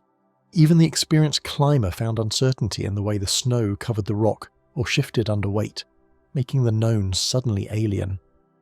A glimmer of sunlight on a distant cliff reminded him of the passage of time, yet the day was already waning. Bartek checked his watch, noting that dusk would arrive sooner than expected at this high altitude. The shadows lengthened quickly, stretching across crevices and ridges, masking depth and danger. His movements grew more deliberate, his caution heightened by the encroaching twilight. The trail seemed both familiar and unfamiliar, a paradox that challenged memory and instinct. Bartek's meticulous attention to detail could not reconcile the shifting terrain with the mental map of the mountain. One misstep or misjudgment could mean serious injury or worse, and yet the peak called him onward with the same insistence that had drawn climbers for generations. Rangers and park staff would later recount the search in careful detail. Crews combed the lower glaciers, patrolled ridges and traced trails, yet the mountain had removed nearly all traces of Bartek. Helicopters scoured from above, but the cloud cover and rugged topography obscured much of the terrain. Teams that descended into valleys found no evidence beyond occasional fragments of disturbed snow that could not definitively be linked to him. The lake beneath the peak glimmered faintly in intermittent sunlight, a mirror of serenity that contrasted sharply with the tension above. Bartek's route had skirted near its edges at some points, but no clue emerged from the water's reflective surface. Nature preserved its secrets with deliberate care, offering beauty but concealing consequences. Search dogs scoured accessible routes, yet their tracking ended abruptly, as if an invisible barrier had been drawn across the terrain. Bartek's gear remained largely unaccounted for. No items were recovered to provide certainty about his movements or fate. The mountain's vastness, combined with sudden weather shifts, rendered even the most thorough efforts incomplete. Speculation spread among mountaineering circles and park officials. Could an unseen crevasse have claimed him? Had a sudden icefall swept him from sight? Or was there some other variable hidden from human understanding that intervened? Without evidence, all explanations were hypothetical, yet each carried weight given the mountain's reputation and past incidents. The absence of answers created a tension that lingered beyond the mountain itself. Families, colleagues, and rescuers carried questions that had no resolution, balancing hope against probability. Bartek's skill, training, and knowledge of Mount Rainier only deepened the mystery, showing that experience could not guarantee survival when faced with the mountain's unpredictable nature. Winter storms approached rapidly, a reminder that time was itself a hazard. Each snowfall threatened to erase tracks and any remaining evidence. Even after initial searches concluded, the mountain would reclaim the story, leaving behind silence punctuated by wind and ice. The conditions ensured that whatever happened to Bartek would remain partially veiled, known only to the mountain. A lone flag planted by search teams fluttered weakly on the ridge, a temporary marker of human effort against an indifferent landscape. It symbolized diligence and hope, yet also the futility of seeking certainty in a place shaped by forces far larger than any individual. Every sweep of the park's personnel ended with the same reality. The mountain retained its secrets. Memories of Bartek persisted in the accounts of those who'd known him. Colleagues remembered a climber meticulous in preparation, confident in judgment, and respectful of risk. Friends recalled a man driven by both passion and discipline, yet aware of the precarious balance between ambition and danger. These recollections framed the mystery in human terms, emphasizing the paradox of capability facing uncertainty. No trace of a body, no abandoned gear, no final message offered clarity. The mountain, in its silent expanse, held only fragments of passage, hints too faint to resolve. Bartek's disappearance became part of Mount Rainier's long history of unexplained vanishings, a cautionary tale embroidered with respect, fear, and speculation. The glaciers and ridges where Daniel Bartek disappeared hum with quiet persistence decades on, signalling that human presence is temporary and the mountain eternal. Trails that once bore his careful steps have been overwritten by seasons, snow, and time, leaving only the question of what truly happened that day. Though the peaks rise stark and silent, the mountain preserves its secret, and Daniel Bartek's disappearance remains unsolved. Eric Lewis, Mount Rainier National Park, 2010. Morning broke over Mount Rainier with an almost serene clarity. Light spilled across snow-capped peaks, catching frost on jagged rocks and illuminating trails that twisted through dense stands of fir and hemlock. The mountain seemed welcoming yet indifferent, a silent observer of the visitors who dared to traverse its slopes. Among them was Eric Lewis, a 24-year-old hiker from Seattle, eager to experience the mountain's grandeur and challenge his own limits. Clouds gathered quickly, rolling in from the west with the subtle threat of an afternoon storm. Visibility shifted as patches of sunlight gave way to shadowed valleys, turning familiar landmarks into ambiguous shapes. The changing sky demanded attention, yet Lewis pressed onward, confident in his knowledge of the park and the trail maps he carried. His companions, experienced climbers, followed at a measured pace, unaware that the mountain was about to assert its unpredictability. Footsteps crunched against snow and frozen soil, each imprint a fleeting testament to human presence. Lewis moved with purpose, sometimes glancing behind him to ensure his group remained in sight. The rhythm of motion, the repetition of each step became a fragile thread holding him to the known world.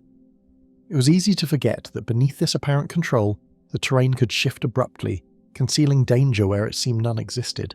Ropes and climbing gear hung from backpacks, a promise of preparedness that offered reassurance against the mountain's known hazards. Lewis checked his equipment periodically, making sure that harnesses and carabiners were secure. Yet even the best gear cannot account for sudden disorientation or the subtle, deceptive forces that a glacier or hidden crevasse can exert on a hiker. Safety measures were in place, but they could not account for the capriciousness of the alpine environment. Mist rose from the valley floors, curling around trunks and clinging to rocky outcrops. The haze obscured distances and blurred boundaries, transforming familiar paths into corridors of uncertainty. Each step into the mist was a step into ambiguity, and the hikers found themselves relying increasingly on intuition and memory to navigate the shifting landscape. For Lewis, the mist carried a sense of isolation, magnifying both the thrill of exploration and the undercurrent of unease. Suddenly, a gust of wind cut through the trees, sharp and cold, startling the group and scattering loose snow. The roar of distant icefalls echoed across the mountainside, a reminder that the park's beauty was inseparable from its power. Lewis paused, scanning the surrounding slopes. The wind carried voices and noises that seemed oddly amplified and distorted, creating the illusion of movement where there was none. The mountain was alive in its own way, a presence that could mask or reveal with equal indifference. The cliff edges were deceptive, blending into the surrounding terrain. From above, a ridge could look flat yet drop sharply into a hidden crevasse. Lewis's careful steps along narrow ledges highlighted both skill and nerve, but each precarious balance point underscored the fragility of human confidence in such a place. One misstep could vanish into the void before anyone had a chance to react.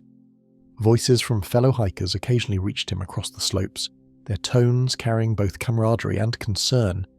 They called out to maintain contact, to reassure themselves that each member remained visible. Yet distance, echo, and the undulating terrain made communication inconsistent. The separation, even momentary, introduced tension. Each unanswered call became a small knot of apprehension, reminding the group that control in the mountains is always partial and fleeting. Ice clung to rocks, forming sheets that reflected the pale light and concealed brittle surfaces beneath. Lewis traversed patches carefully, his weight distributed evenly, yet the invisible fracture lines could not always be anticipated. Beneath frozen crusts, soil and rock might yield, slipping away with the pressure of a single footfall. The mountain's quiet menace was never predictable but always present. Silence eventually settled in pockets, amplifying the sounds of shifting snow, falling pebbles, and distant avalanches. It was in this hush that uncertainty gained prominence. When Eric paused to examine a map or adjust his pack, the absence of familiar cues heightened awareness. Silence became a measure of both beauty and threat, underscoring the precariousness of every step taken in the high alpine wilderness. Snow began to accumulate more densely as the afternoon approached, softening sounds and reducing visibility further. Each step sank slightly, obscuring tracks and complicating navigation. Trails that had been obvious in morning light were now hidden beneath a growing blanket of white. For Eric, the transformation of the terrain demanded constant attention, yet it also revealed how quickly a mountain can erase the markers of human presence. Shadows deepened in the folds of the ridges, stretching across slopes and into ravines. The contrast between light and darkness became sharper, disguising hazards in deepening gloom. Even with careful observation, the eye could be deceived, and the mind was forced to compensate with caution and instinct. The interplay of shadows created illusions, sometimes transforming ordinary rock formations into ominous silhouettes. Wind whistled through narrow passages, whipping around corners and funneling down gullies with unanticipated force. The gusts carried snow and debris, temporarily blinding or distracting those exposed. Lewis adjusted his hood and braced against the blast, but the wind's randomness introduced unpredictability that no preparation could fully mitigate. Movement became deliberate, a negotiation with the elements rather than mere locomotion. Equipment that had been reliable now seemed fragile against the mountain's assertion of control. Ice axes glinted with cold light, ropes creaked under tension, and boots slipped on polished surfaces. The tools of safety were essential but imperfect, emphasizing both human resourcefulness and vulnerability. Every item had its limits, and the mountain quietly tested each one. Crevasses cut through the snow and ice, concealed by fragile bridges or deceptive slopes. Lewis approached one cautiously, probing with a pole, measuring depth and firmness. Even a brief miscalculation could have devastating consequences. The terrain's hidden dangers became more than obstacles. They were potential endpoints, silent and unyielding, ready to claim anyone unprepared for their subtle treachery. Tracks left behind offered fleeting reassurance, marking the passage of hikers through the white landscape. Yet snow quickly obscured the impressions, erasing history almost as fast as it was created. For Lewis, the ephemeral nature of his own movements underscored the ease with which one could vanish, leaving only traces that might vanish even sooner under wind and precipitation. Sunlight broke through clouds in sudden patches, illuminating distant peaks and glinting off icy surfaces. For a moment, warmth and visibility returned, offering a false sense of security. Shadows remained close, however, and the temporary clarity reminded Lewis that conditions could change again without warning. The interplay of light and dark mirrored the tenuous balance between safety and danger. Ridges offered perspective on the surrounding terrain, highlighting both beauty and risk. From these high points, the expanse of Mount Rainier's slopes seemed manageable yet treacherous, inviting exploration while warning of consequences. Lewis and his companions used these vantage points to gauge progress, yet the same ridges could conceal sudden drops, gullies, or unstable surfaces. Darkness approached gradually as clouds thickened, leaving pockets of dim light that transformed the familiar into the unknown. The descent became more cautious, each step measured, each route reconsidered. Visibility declined, and with it the ability to anticipate hazards. The mountain demanded constant adaptation, and human judgment remained fallible. The search that followed Eric's disappearance would later recount the extent of the area covered. Rangers, volunteers, and aerial teams combed the slopes, cliffs, and glaciers, yet no definitive trace of him was found. His backpack, last seen leaning against a tree while he adjusted his jacket, had vanished, leaving the searchers to navigate uncertainty with only partial evidence. Each sweep of the area brought frustration, highlighting how the mountain could conceal a person as effectively as it could challenge their skills. No sign of Eric Lewis ever fully resolved the mystery. The spaces he had traversed remained indifferent, the crevasses, ridges, and cliffs maintaining their silence. Reports documented the terrain, the weather, and his last known position, yet each detail raised more questions than answers. The mountain held its secrets closely, and those who sought to uncover them could only speculate about what had occurred in the fleeting, critical moments of his final hours. Long after the event, climbers and hikers still take note of the spots on Mount Rainier where Eric vanished. The landscape has not changed enough to erase memory. It only deepens the uncertainty. Tracks appear and disappear, storms alter snowpacks, and the mountain's features shift subtly, as if conspiring to keep the truth hidden. His story lingers in park records, warnings, and conversations, a cautionary note carried in the wind across ridges and valleys, a stark reminder of Mount Rainier's silent danger. The absence of Eric Lewis lingers in memory. Each winter, snowdrifts reclaim the trails, ice obscures rocks, and clouds sweep across the peaks, ensuring that the question of what truly happened to him stays alive, unanswered and haunting. The final trace of Eric Lewis remains somewhere above the tree line, concealed by the mountain from the world below. Heimer Grand Canyon National Park, 2015. Morgan Elias Heimer was a young river guide from Cody, Wyoming, whose disappearance in June 2015 sent shockwaves through the Grand Canyon rafting community. At just 22, he was already recognized for his experience on the river, his calm demeanor, and his ability to navigate some of the canyon's most treacherous rapids. On June 2nd, he set out on the 6th day of an 8-day commercial rafting trip with Tour West, leading a small group along the Colorado River. The canyon was alive with sunlight bouncing off red rock cliffs, and the river's roar filled the air as the boat team worked in concert to guide clients safely past hidden obstacles. That afternoon, Heimer asked to take a short break from the group, a moment to himself along the river. He told the lead guide that he would step aside briefly, and no one expected anything unusual. Moments later, when the guide looked back, Heimer was gone. The group initially assumed he had moved downstream or found a quiet spot along the riverbank. By evening, however, the absence of their companion could no longer be explained as a casual pause. Around 7:26 p.m., a member of the party contacted the National Park Service to report that Heimer was missing. Heimer's disappearance triggered an immediate search effort that stretched along miles of the Colorado River. Teams of rangers and volunteers scoured the canyon from river miles 211 to 225, extending as far as Diamond Creek. Helicopters hovered above the water, shining spotlights across narrow side canyons and the twisted tamarisk that clung to steep slopes. Boats and canoes combed the river's surface, but the currents were merciless. Water churned over boulders and fell into unseen eddies, carrying debris away into hidden pools, concealing any hint of a person swept into its path. Despite these exhaustive efforts, not a single clue emerged. The gear Heimer wore was well documented.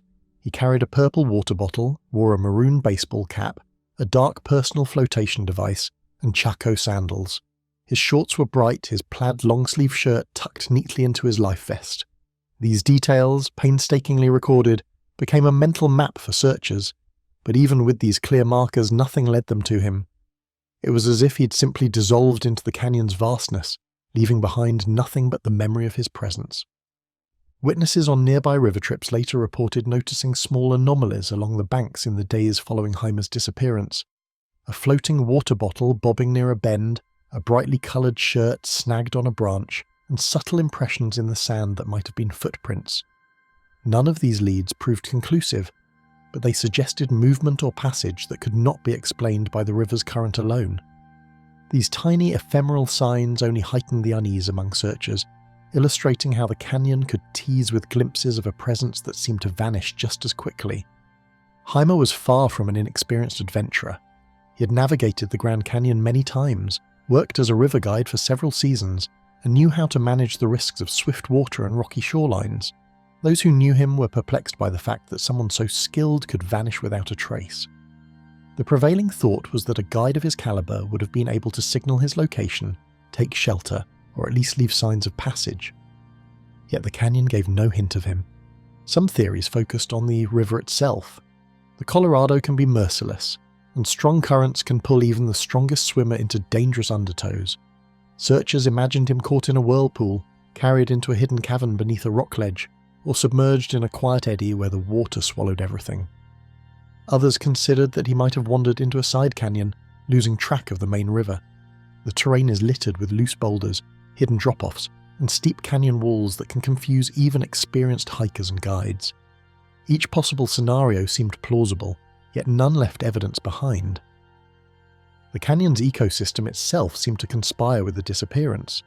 Swifts and ravens circled overhead, their cries echoing off the cliffs, and the relentless sun baked the sandstone, creating mirages that could deceive even a practiced eye.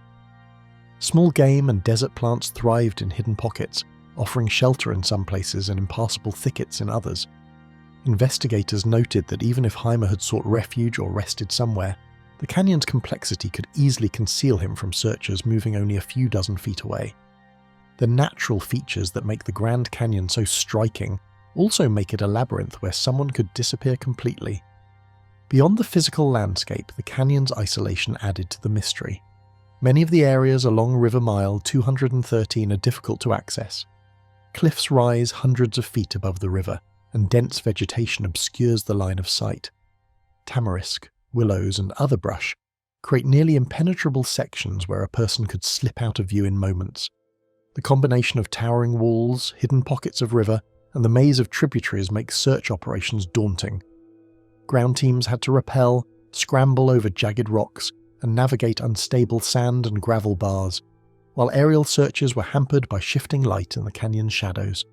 Friends and family remembered Heimer as cautious and attentive, someone unlikely to take dangerous risks unnecessarily. He had spent countless hours on the river, knew the canyon's every rapid, and had an innate sense of where danger might lie. This knowledge only deepened the sense of unease. How could someone so familiar with the environment simply vanish? The notion of a tragic accident became harder to accept the longer the search continued without success. The search extended for weeks. Rangers, volunteers, and colleagues combed every likely and unlikely location. Helicopters hovered over the deepest side canyons, casting light over the tangled undergrowth. Buoys and ropes were deployed to check eddies in the river, but nothing was found. Each day added to the sense of impossibility. The river remained as it had always been, indifferent to human concern, carrying on its course as though mocking the search for Heimer. Speculation persisted within the rafting and guiding community. Some imagined a freak accident in a hidden rapid, others suggested a misstep on the slippery riverbank, and a few wondered if Heimer had simply become disoriented and lost in one of the canyon's many side passages. Yet every scenario was haunted by a single unshakable truth. Not a single footprint, note, or personal item was ever recovered.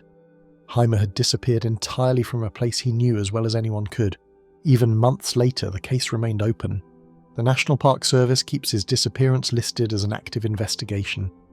Family members continue to visit the canyon in hopes of some clue or word from those who might have seen him.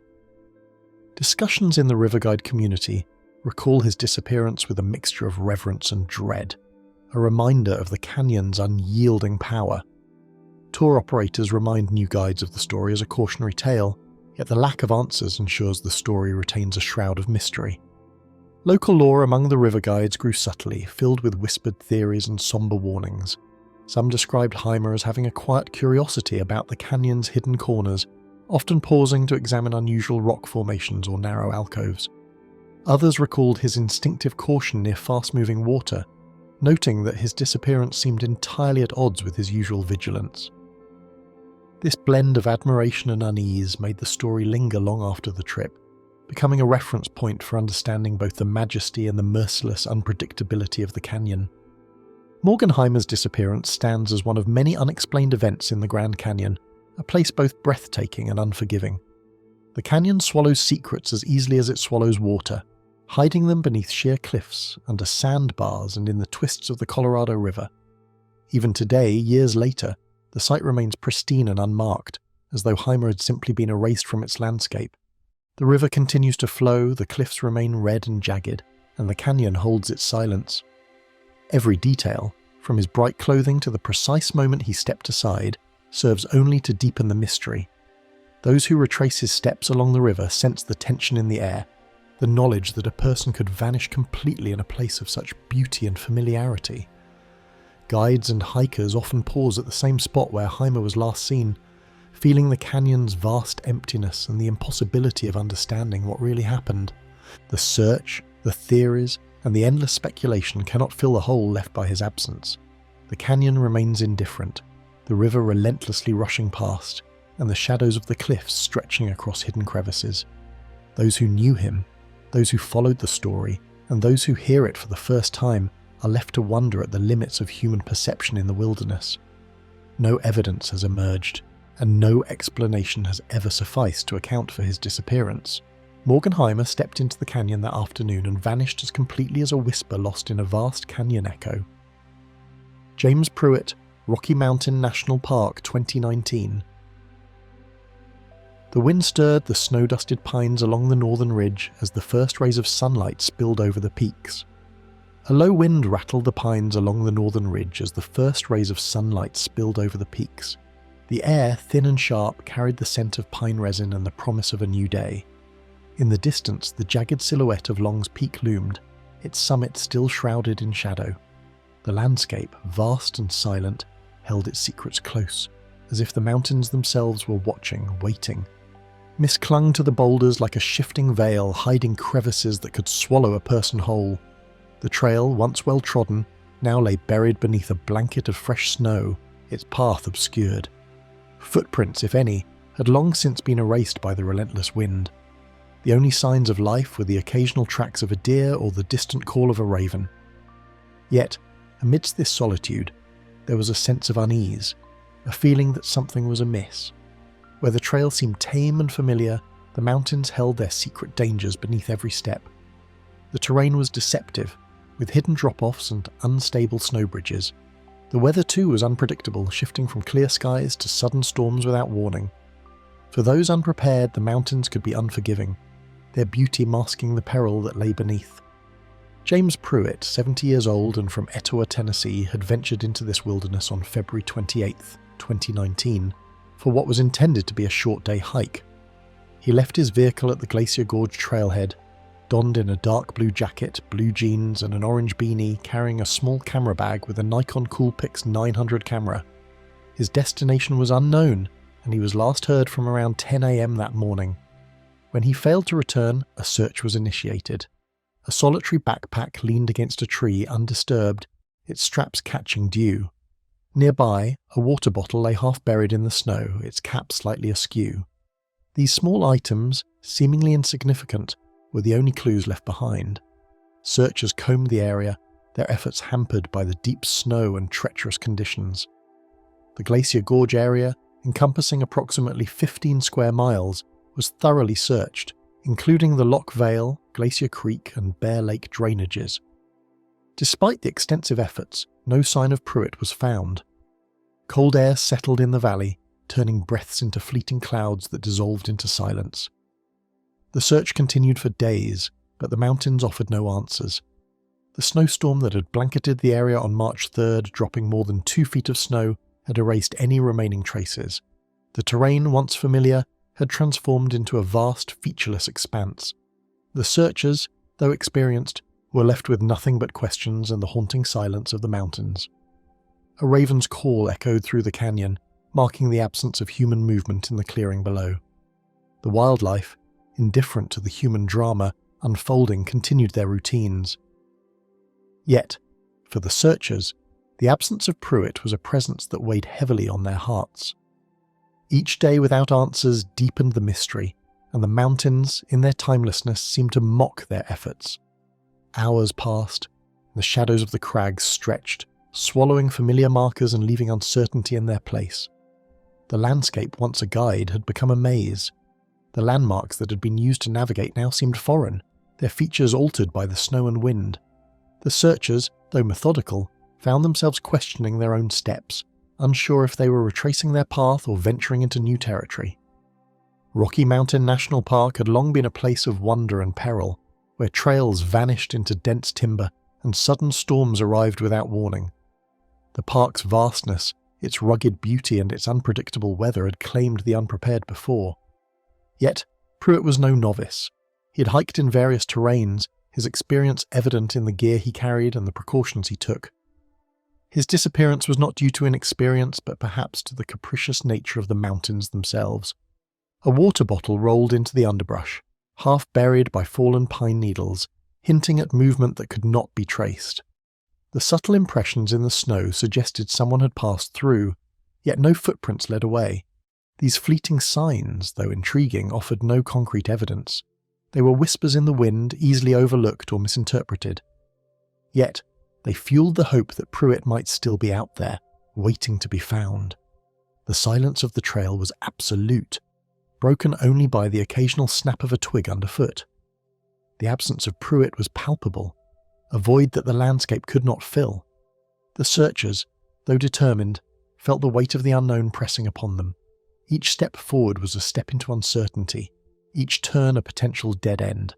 The mountains, in their grandeur, seemed indifferent to the human drama unfolding within their bounds. Ridges rose sharply, their jagged edges catching the fading light, concealing paths no searcher could follow. The terrain was unforgiving, its beauty masking the dangers that lay hidden. The searchers, though skilled, were at the mercy of the landscape.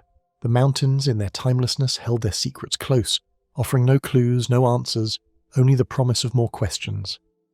Night crept over the peaks, carrying with it the chill that made any lingering footprints vanish by morning. The darkness, though familiar, seemed more profound in the absence of Puit. The stars above, distant and cold, offered no comfort. The searchers, though weary, continued their vigil, hoping for a break in the clouds, a sign, anything that would lead them to Puit. From a distant lookout, the park appeared peaceful, yet unseen dangers lay woven between every tree and boulder. The vastness of the landscape, its beauty and its peril were evident. The searchers, though experienced, were reminded of the unpredictability of the mountains. The park, in its grandeur, held both allure and danger, a reminder of nature's indifference to human presence. A river gurgled quietly in the valley, its currents indifferent to human presence, its bends hiding secrets beneath shallow waves. The water, though constant, seemed to mock the searchers' efforts. Its flow, unhurried and relentless, mirrored the passage of time, which offered no answers, only the steady march toward uncertainty. A distant thunderclap rolled across the mountains, startling a group of hikers who sensed the canyon's quiet menace. The storm, though distant, seemed to echo the unease that had settled over the search. The mountains, in their vastness, held both beauty and danger, a reminder of the forces beyond human control. Slanting light painted golden lines across the trail, revealing nothing of what had disappeared there. The shadows, though long, offered no solace. The landscape, though familiar, seemed foreign in the absence of Puit. The searchers, though resolute, felt the weight of the unknown pressing upon them. Footprints led only so far before vanishing into a bed of pine needles and rocky debris. The trail, once clear, now seemed to disappear into the wilderness. The searchers, though methodical, found themselves questioning their own steps, unsure if they were retracing their path or venturing into new territory. No explanation offered itself, yet the surroundings whispered possibilities that reason could not capture. The mountains, in their silence, seemed to hold secrets that eluded understanding. The searchers, though experienced, were reminded of the mysteries that nature held, mysteries that defied explanation. A sense of unease hung over the valley, as if the mountains themselves recognized the absence of one who had walked among them. The landscape, though unchanged, seemed altered in the wake of Puit's disappearance. The searchers, though determined, felt the weight of the unknown pressing upon them. When the sun dipped behind the peaks, nothing remained but questions and the quiet watch of the Rockies. David Gonzalez, San Bernardino National Forest, near Joshua Tree, 2004. The late afternoon sun draped the San Bernardino National Forest in warm hues, the golden light spilling across rocky outcrops and twisted Joshua trees. It was the kind of day that invited families to stretch their legs on the trails, to wander into the wild with the comfort of knowing civilization was never far. For 9-year-old David Gonzalez, a short walk to the family car to fetch some snacks seemed ordinary, routine even, nothing that could foreshadow the shadow his absence would cast over the forest. But when he never returned, that ordinary moment became the beginning of a mystery that would linger for years, unanswered and haunting. David's family had chosen a small, less-travelled section of the forest for their afternoon outing. The terrain was rugged but not extreme, offering both shade and open clearings, places where a child could dart ahead or explore a rock formation without immediate danger. Witnesses later described the area as deceptively calm. The wind whispered through the trees, and birds called overhead, carrying no hint of the disruption that was about to unfold. David's footsteps vanished quietly, leaving no disturbance beyond the faintest imprint on the dusty earth. The initial search was immediate but chaotic. Family members called out his name, voices rising and falling across the ridges. Park rangers arrived swiftly, combing the area with flashlights as the sun sank lower. Drones and trained search dogs would arrive later, but the first crucial hours slipped by in a haze of uncertainty. Those who scoured the trail would later report the eerie stillness of the forest, a silence that seemed almost unnatural, as if the trees themselves had swallowed David's presence. Every rock, every bush, every twist in the path became a potential hiding place, yet the boy remained invisible. Investigators questioned nearby hikers and campers. Some remembered seeing a small figure running ahead or circling back toward the trail, but recollections were inconsistent. The forest's natural features, narrow canyons, abrupt drop-offs, and dense underbrush, offered countless possibilities for a young child to slip from sight. Yet search teams, familiar with the terrain and trained to anticipate the usual hazards, could not locate him. There were no signs of a struggle, no misplaced clothing, nothing that could hint at the direction he had taken. It was as if he'd vanished into thin air, leaving only questions behind. Days turned into weeks, and the search expanded beyond the forest's immediate bounds. Volunteers from nearby towns joined, combing dry riverbeds, climbing rocky outcrops and shining lights into the shadowed corners of the forest. Yet every effort ended in disappointment. Each new lead seemed to circle back to the same dead end, the quiet clearing where David had last been seen. Authorities reviewed the possibility of him wandering off to a neighbouring trail or vehicle, but none of the surrounding roads yielded evidence. The trail cameras and checkpoints that might have caught a glimpse of him recorded nothing. It was as though the forest had chosen to keep him hidden. Psychologists and child safety experts weighed in, suggesting theories familiar to those who study disappearances: a child's curiosity, the lure of an interesting rock formation, the sudden distraction of wildlife. Each possibility, however, clashed with the reality of the terrain. The forest was vast, but it was not so sprawling that a 9-year-old could vanish entirely without leaving a trace. Rangers revisited the area repeatedly over the following months, noting how even small footprints should have been detected in the sandy, dusty soil. Nothing appeared. Every investigation underscored the same unsettling fact. The boy had entered the forest, but he had not returned. In the hills, residents whispered of strange echoes and winds that carried voices that didn't exist. Some hikers claimed to have felt the disquiet of unseen eyes, a sensation that made them quicken their pace even on familiar trails. Paranormal theories began to surface, whispered among those who remembered the case, suggesting that something about that section of the forest resisted explanation. While law enforcement refrained from speculation, the folklore of the area grew quietly, intertwined with the disappearance, as if the land itself had absorbed the uncertainty and made it part of its identity. Time moved on, the search wrapped up, but the mystery stayed alive. The forest returned to its ordinary rhythm, with hikers and campers tracing the same paths, unaware of the absence that lingered like a ghost among the rocks and trees. David's name appeared in news stories marking anniversaries of the case, but each recounting brought no new clues. Family members held on to memories, photographs, and the faint hope that one day a trail or sign might reappear, leading to answers that never came. Friends of the family often described the lingering ache of unresolved questions, the constant tension between hope and despair that accompanies a loved one's unexplained disappearance. The physical landscape remained unchanged, yet the story left an imprint on everyone who visited that part of the San Bernardino National Forest. Rangers would sometimes pause at the clearing where David vanished, a space otherwise unremarkable, noting how the shadows stretched longer than they should, how the wind seemed to whisper through the branches with uncanny timing. Hikers who traversed nearby trails often reported a strange stillness in certain areas, a quiet that went beyond the natural sounds of the forest. Though some dismissed these observations as imagination, others found them hauntingly familiar, echoes of a day when a boy stepped into the wild and simply disappeared. The passage of time has not softened the forest. It remains a place of allure and hidden peril, where the ordinary can slip into the extraordinary unknown.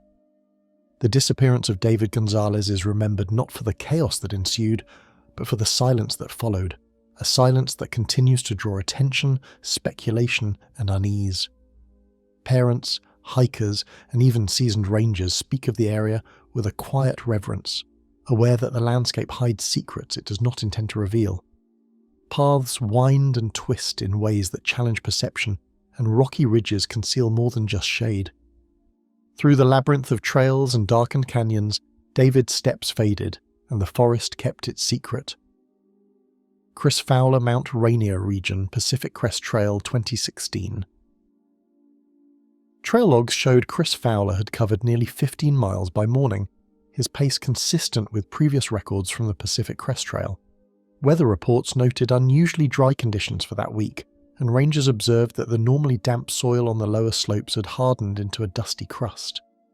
The rhythm of his journey seemed ordinary at first glance, measured against the meticulous planning that long-distance hikers like him often followed, yet the landscape offered subtle hints that the day would not end as planned. A water bottle lay half buried in the dirt, its owner nowhere in sight. Nearby, footprints indicated movement, but they stopped abruptly at the edge of a rocky incline, as if the trail itself had swallowed the hiker. Volunteers who later retraced the route reported the odd smoothness of the soil, undisturbed by any other passerby, suggesting that whatever had occurred left no immediate trace.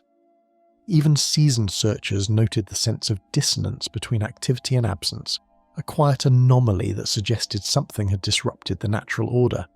The Pacific Crest Trail winds for over 2,000 miles, a path both revered and feared for the countless hikers who vanish along its stretches. Sections near Mount Rainier are particularly challenging, with steep ascents, hidden crevasses, and sudden weather shifts that can turn familiar paths treacherous. Chris, known to fellow hikers as Sherpa for his endurance and reliability, had tackled difficult terrain before, yet even familiarity cannot guarantee safety.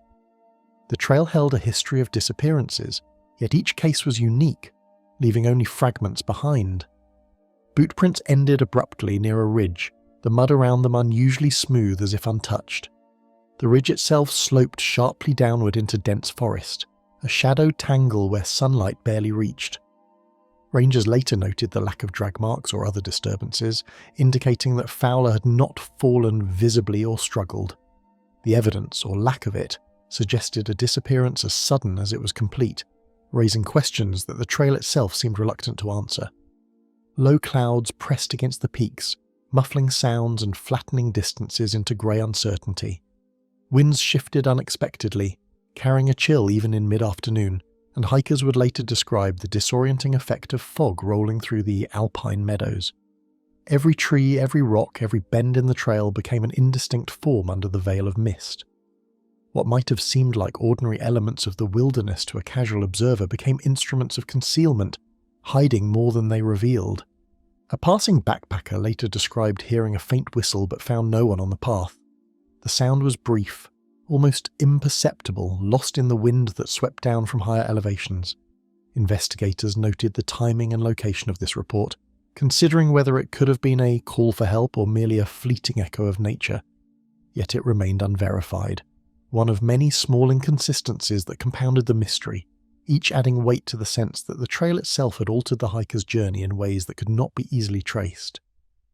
A rock formation jutted sharply from the slope, shadows lingering beneath it long after the sun passed. The site became a focus for searchers, who scoured the area with every available tool, binoculars, drones, trained dogs, yet found no signs of Chris Fowler. The shape of the rocks and the surrounding terrain created pockets of darkness, spaces where even a vigilant observer could lose sight of what moved or vanished. Natural features that usually guide hikers now seemed to conspire against understanding what had happened that day.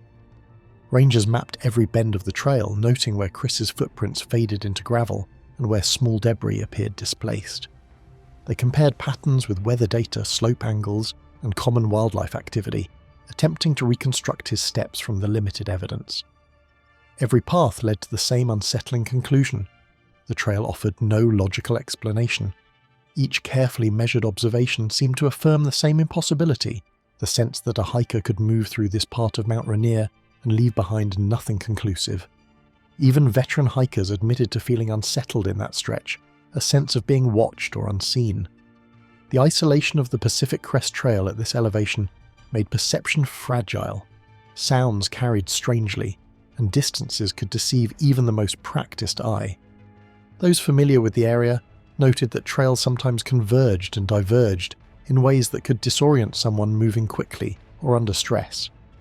Despite Chris's experience and preparation, the environment itself resisted predictability, offering both the appearance of order and the potential for sudden erasure.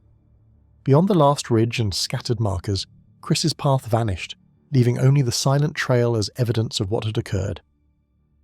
Matthew Green, Yosemite Region, 2013. Granite cliffs rose sharply, shadows slicing across the valley below, hiding trails that led nowhere.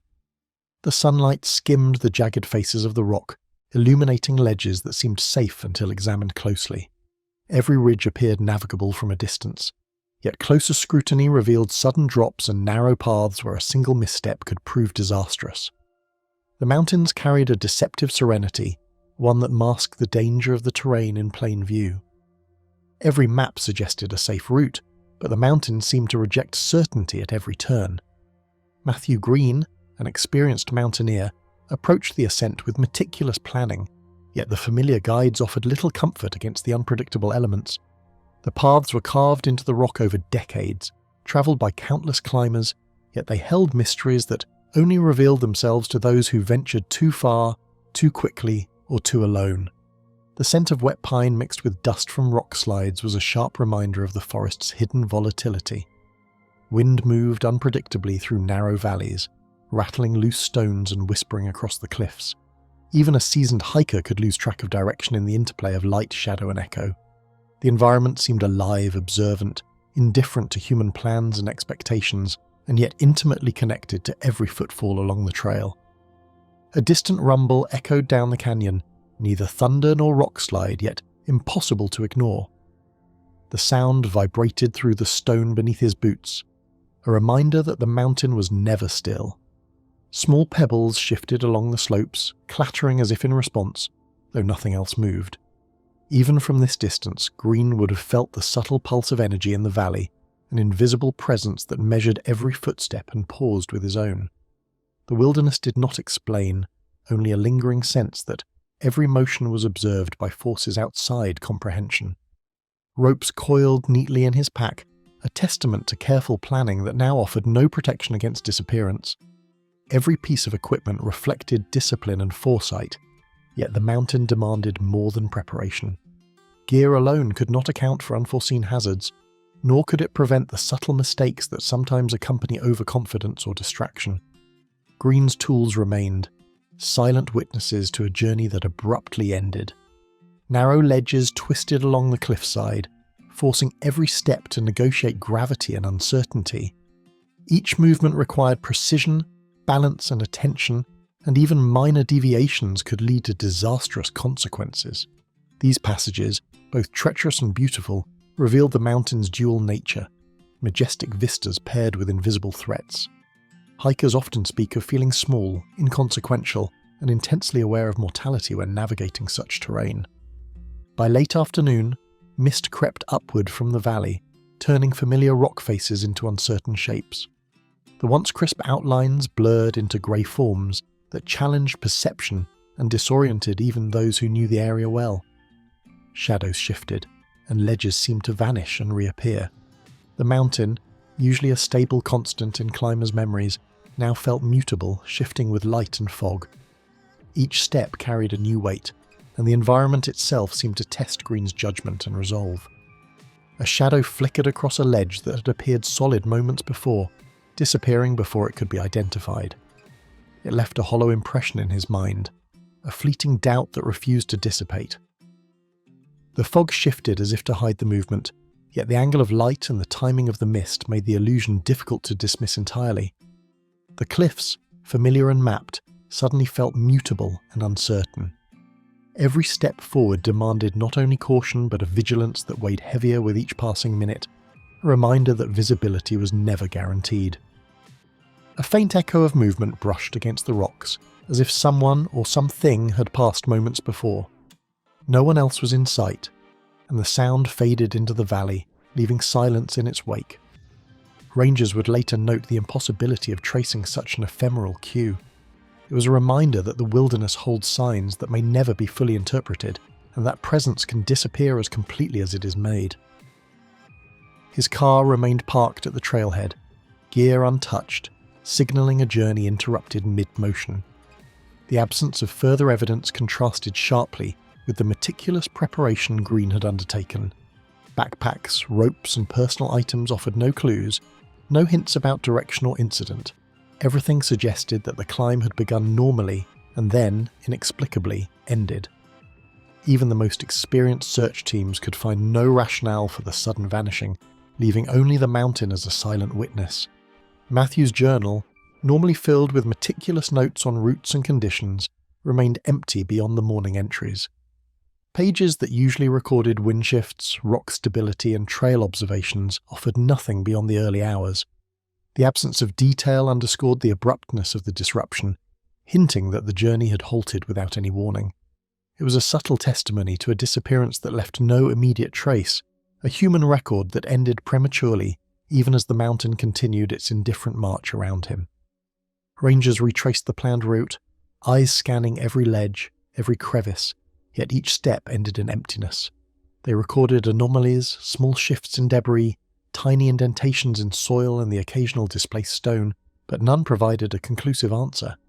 The combination of complex terrain, changing weather, and human limitations produced an enigma that remained unsolved. Every search highlighted how the landscape could absorb a person without leaving a trail. High above the valley floor, Matthew Green vanished from the world, leaving the cliffs to hold their quiet. Tim Barnes, Yosemite National Park, 1988. A kettle rested on the fire pit, untouched, its metal dulled by early morning frost.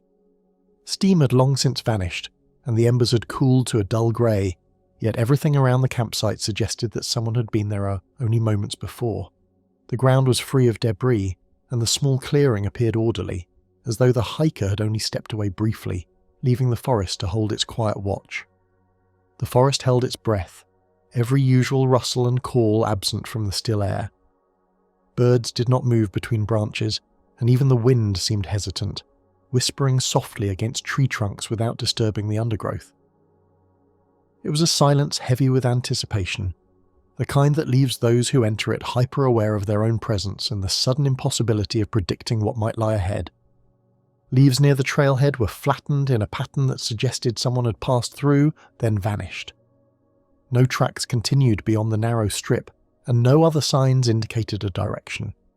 The earth seemed to reclaim every mark, erasing the proof of movement as efficiently as the light faded under the canopy. Those who later examined the site found it difficult to reconcile the simplicity of the scene with the complexity of human absence.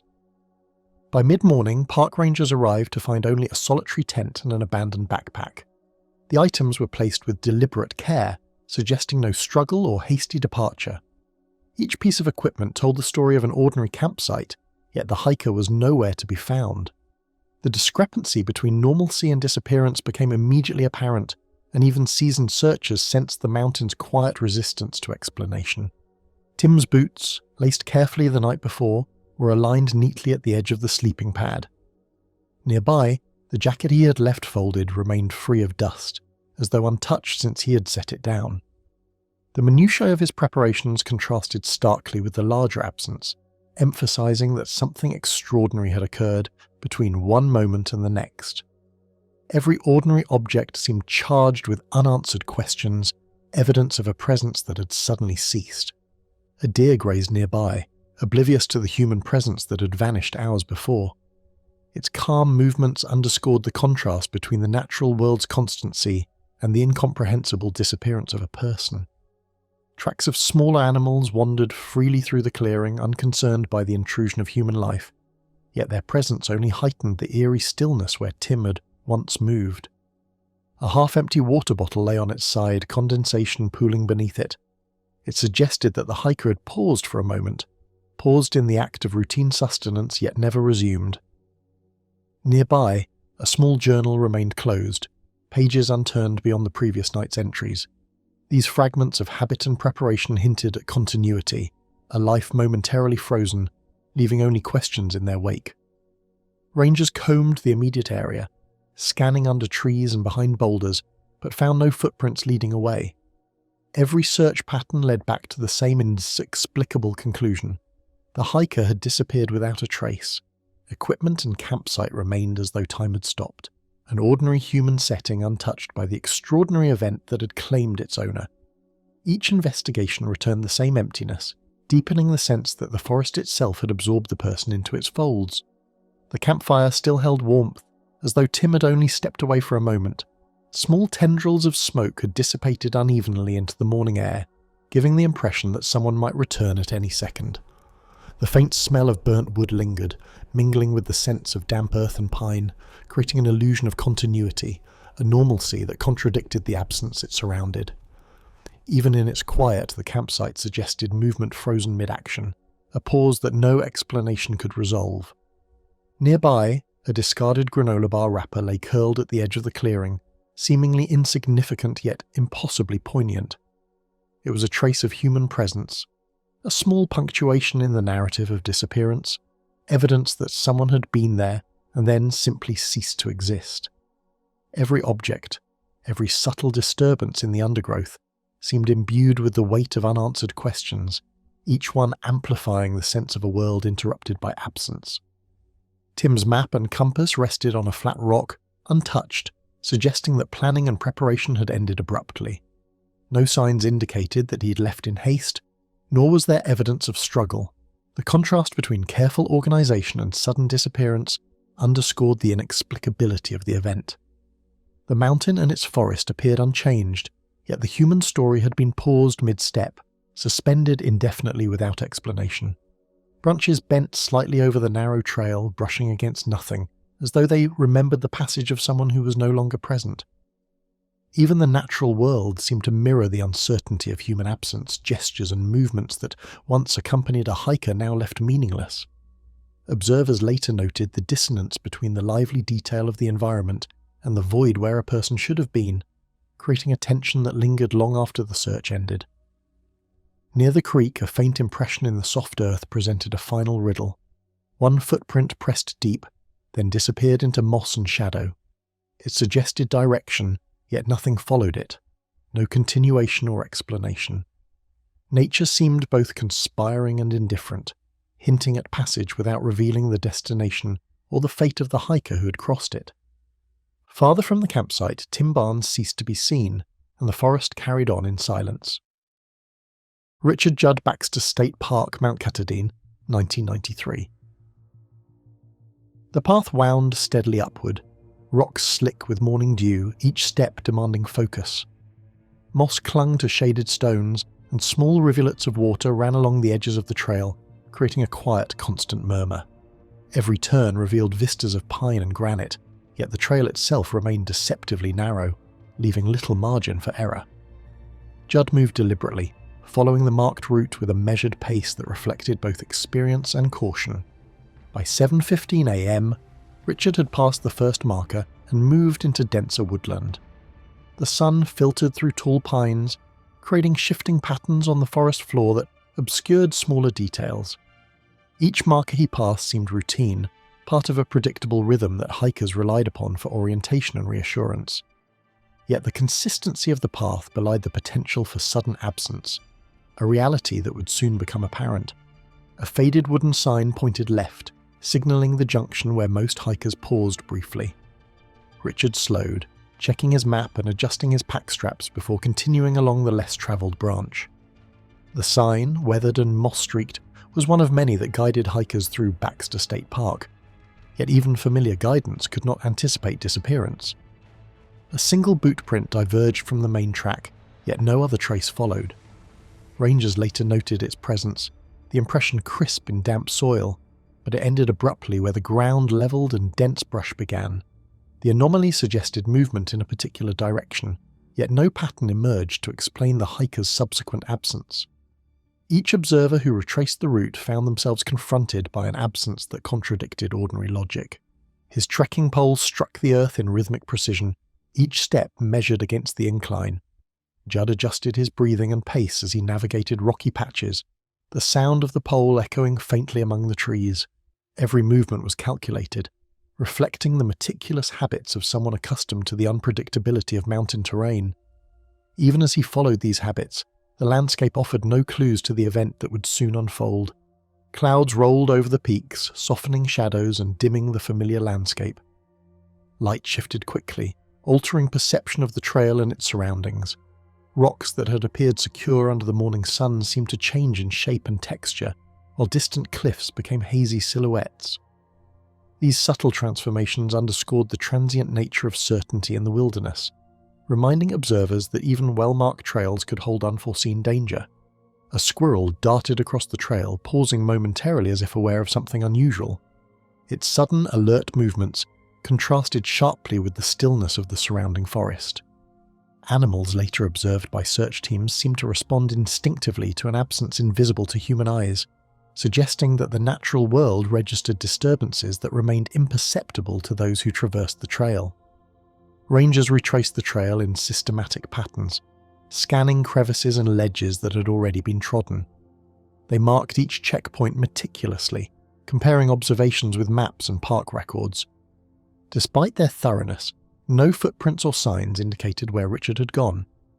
Even areas that should have provided shelter or alternative routes showed no evidence of passage, leaving investigators to confront a disappearance that defied the expected rules of human movement. The trail, normally bustling with weekday hikers, now held only silence and unanswered questions. Twigs snapped under the occasional footfall of searchers, yet these temporary disturbances did little to bridge the gap between expectation and reality. Observers reported a sense of absence that extended beyond the physical space, as though the forest itself contained the memory of someone who had existed there and then been erased without a trace.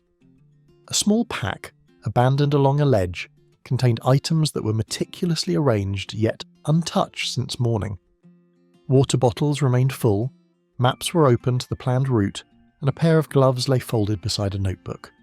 Each object suggested preparation, intention, and normalcy, yet they stood in stark contrast to the sudden lack of human presence. The juxtaposition intensified the sense of mystery, emphasizing that the disappearance had occurred without struggle or warning. Footpaths that led away from the main route revealed nothing, as though the earth itself had refused to record movement.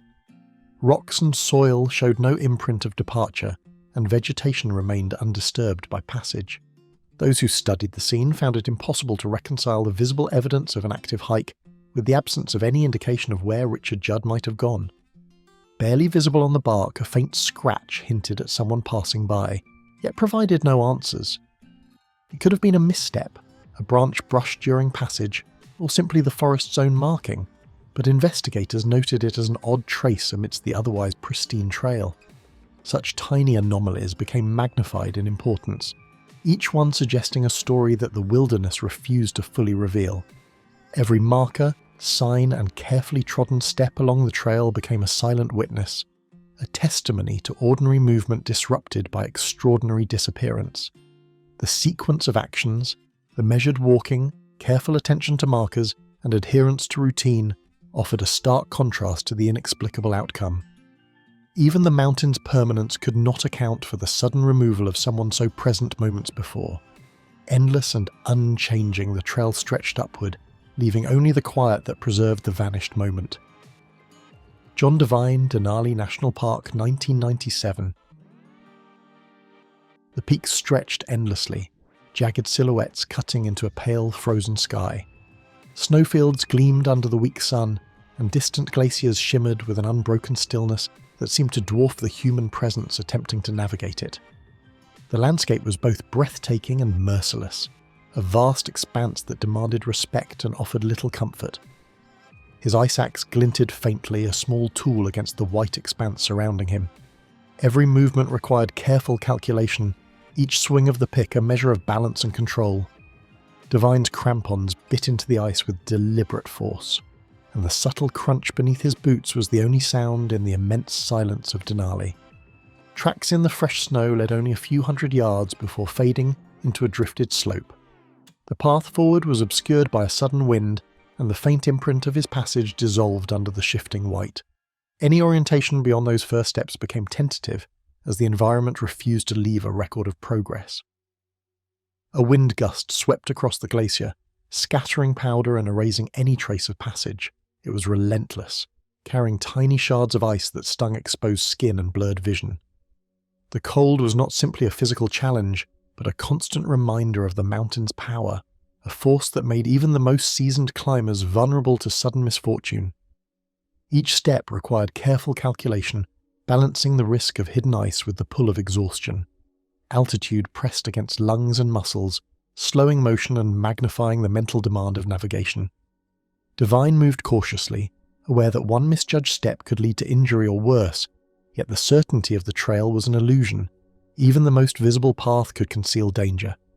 A faint creak echoed from the glacier, though no visible fracture was apparent. The sound lingered unnervingly, bouncing across the ice fields as if the mountain itself had been momentarily disturbed. Devine paused, scanning the terrain for cracks, hollows, or signs of instability, yet found only the unbroken white stretching in every direction. Helicopters swept the ridges systematically, cameras scanning every slope, yet the climber remained unseen. Rangers and search teams combed the area with experience and technology, following established protocols for missing hikers, but the mountain yielded no clues. Crevices and ice formations were inspected repeatedly. Aerial teams reported every anomaly, yet each lead dissolved into emptiness. The silence was profound, broken only by the whisper of shifting ice, magnifying the feeling of utter solitude. Even the birds that occasionally crossed the open sky seemed hesitant, their cries distant and sparse. The environment absorbed the presence of any human intruder, as if it had always been untouched, indifferent to the intentions or skill of those who dared enter it. Maps showed clear routes, yet reality offered no guidance, and every marker of progress seemed to vanish into white nothingness. Familiar landmarks shifted under the glare of sunlight and reflection from the snow, creating disorientation despite preparation and experience. The mountain was both constant and elusive, its enormity a frame for an event beyond prediction or comprehension. A small pair of gloves neatly folded lay beside a partially eaten energy bar, a remnant of a brief pause in the climb. These fragments of Devine's presence suggested ordinary human behaviour, planning, rest, sustenance, yet they contrasted starkly with the impossibility of the continuing journey. Every ordinary object frozen in place became an emblem of absence. Ropes and carabiners, carefully stowed and unused, hinted at a climb that had begun but never reached an expected conclusion. Devine's preparation was meticulous, yet it offered no protection against disappearance. Each piece of gear, each deliberate placement, underscored the contradiction between deliberate action and sudden, inexplicable absence. Snowdrifts sculpted by wind revealed subtle contours, patterns that might have betrayed a path if followed closely, yet nothing in the terrain indicated direction or movement beyond the point where his tracks had vanished. Investigators examined every mound and slope, every depression where someone might have sought footing or shelter, and found the mountain returned only its natural forms. Even the light changed, as if unwilling to illuminate clarity. Shadows stretched and contracted over the glacier, making ridges appear closer or farther, hiding hollows that might have held answers. The terrain became a shifting puzzle of perception, where certainty was fleeting and every observation begged more questions than it resolved. The roar of distant avalanches, muffled by distance yet undeniably present, reminded those searching that Denali's forces were ever active. Natural events could erase evidence within moments, and every crevice or hollow became simultaneously a place of potential refuge and final concealment. The mountain's scale amplified the impossibility of tracing an individual once the trail faded. Ridge lines that seemed approachable vanished into vertical faces, and every slope promised both passage and peril. Devine's route, meticulously plotted, became impossible to follow, a demonstration of how even preparation could be rendered moot by nature. Observers felt the tension of human intention pitted against an environment indifferent to it. A thin mist rose as evening approached, settling over the peaks and softening contours. Visual references that had guided the climb evaporated into grey-white nothingness. The familiar became alien, and each previously confident step was now an act of trust in terrain that might no longer exist as imagined. The glacier absorbed every sound and trace, leaving no record of departure or struggle. Footprints, equipment, even the faintest signs of passage were erased in a matter of hours, leaving a void where evidence should have existed. The vastness swallowed detail entirely, emphasizing the vulnerability of an individual in a wilderness so immense. John Devine vanished into the white expanse of Denali, leaving only the mountain itself to hold the memory of his presence. Sam Sayers North Cascades Wilderness, 2018. Feet crunched over frost-hardened soil, each step carrying him closer to the ridge. The trail wound tightly between gnarled evergreens, branches scraping his pack and leaving streaks of resin along the straps. Morning light slanted through the trees, painting irregular patterns across the narrow path and revealing glimpses of distant crags. Sunlight fractured through the canopy, splintering on jagged rocks and glimmering water. Tiny streams cut channels through the undergrowth, reflecting fleeting streaks of gold that vanished as clouds passed overhead. Every reflective surface seemed to hold a momentary map of the wilderness, yet none hinted at the unseen events that would soon unfold. The straps of his backpack shifted with each step, tightening against his shoulders as he adjusted to the incline. Gear that had carried him over countless trails now seemed both protective and inadequate against the vastness of the North Cascades. Every item had a purpose, but preparation could not account for disappearance. By mid-morning, shadows had begun their slow crawl across the valley floor. Light shifted rapidly among the peaks, altering the perception of distance and elevation. Rocks that seemed reachable a moment ago became jagged obstacles, and slopes that appeared gentle revealed hidden dips and crevices beneath thin layers of snow. A lone raven circled overhead, pausing mid-air before disappearing behind a ridge. Its presence was sudden, unnatural in its precision, and observers later noted its flight as a peculiar detail amidst otherwise ordinary wilderness. Wildlife, familiar with the terrain, often reacted to events humans could neither see nor understand. Moss-covered stones forced him to choose his footing with care, each misstep threatening a slip. Loose gravel slid under boots that had tread many miles, and sudden gaps between roots tested balance and patience. Every step demanded attention, and yet the certainty of the trail faltered under the weight of environment and isolation. He lifted his camera to capture the summit, unaware it would be his last recorded moment. The lens framed soaring peaks and glacial ridges, yet behind the frame the terrain held secrets the photograph could not reveal. This image would later serve as the final proof of his presence, a silent testament to preparation and intent before inexplicable absence. A distant creek murmured through the rocks, its flow masking the faintest echoes of movement. Each sound was amplified against the stillness of surrounding peaks, creating the illusion that any small noise might reveal a clue. Yet no subsequent footfall or voice responded to the natural symphony, leaving the wilderness silent in its concealment. The trail, normally a corridor of hikers, lay empty and unmarked beyond the last bend. Every turn offered expectation of discovery, yet the landscape denied recognition. Stones remained in place, and vegetation bore no imprint of human passage, erasing the continuity of travel as if it had never occurred. Icicles hung from shaded cliffs, catching light only briefly before shadows swallowed them again. Their cold shimmer reflected both beauty and danger, a subtle warning of the unpredictability beneath their frozen surfaces. Climbers and searchers would later report noticing these same features while retracing the path, each element a silent observer to the vanished hiker.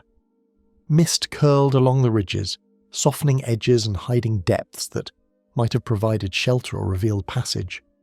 Where one might expect clarity, the veil of condensation rendered all orientation uncertain. The mountain's contours, normally trustworthy, became a maze in which progress could vanish in an instant.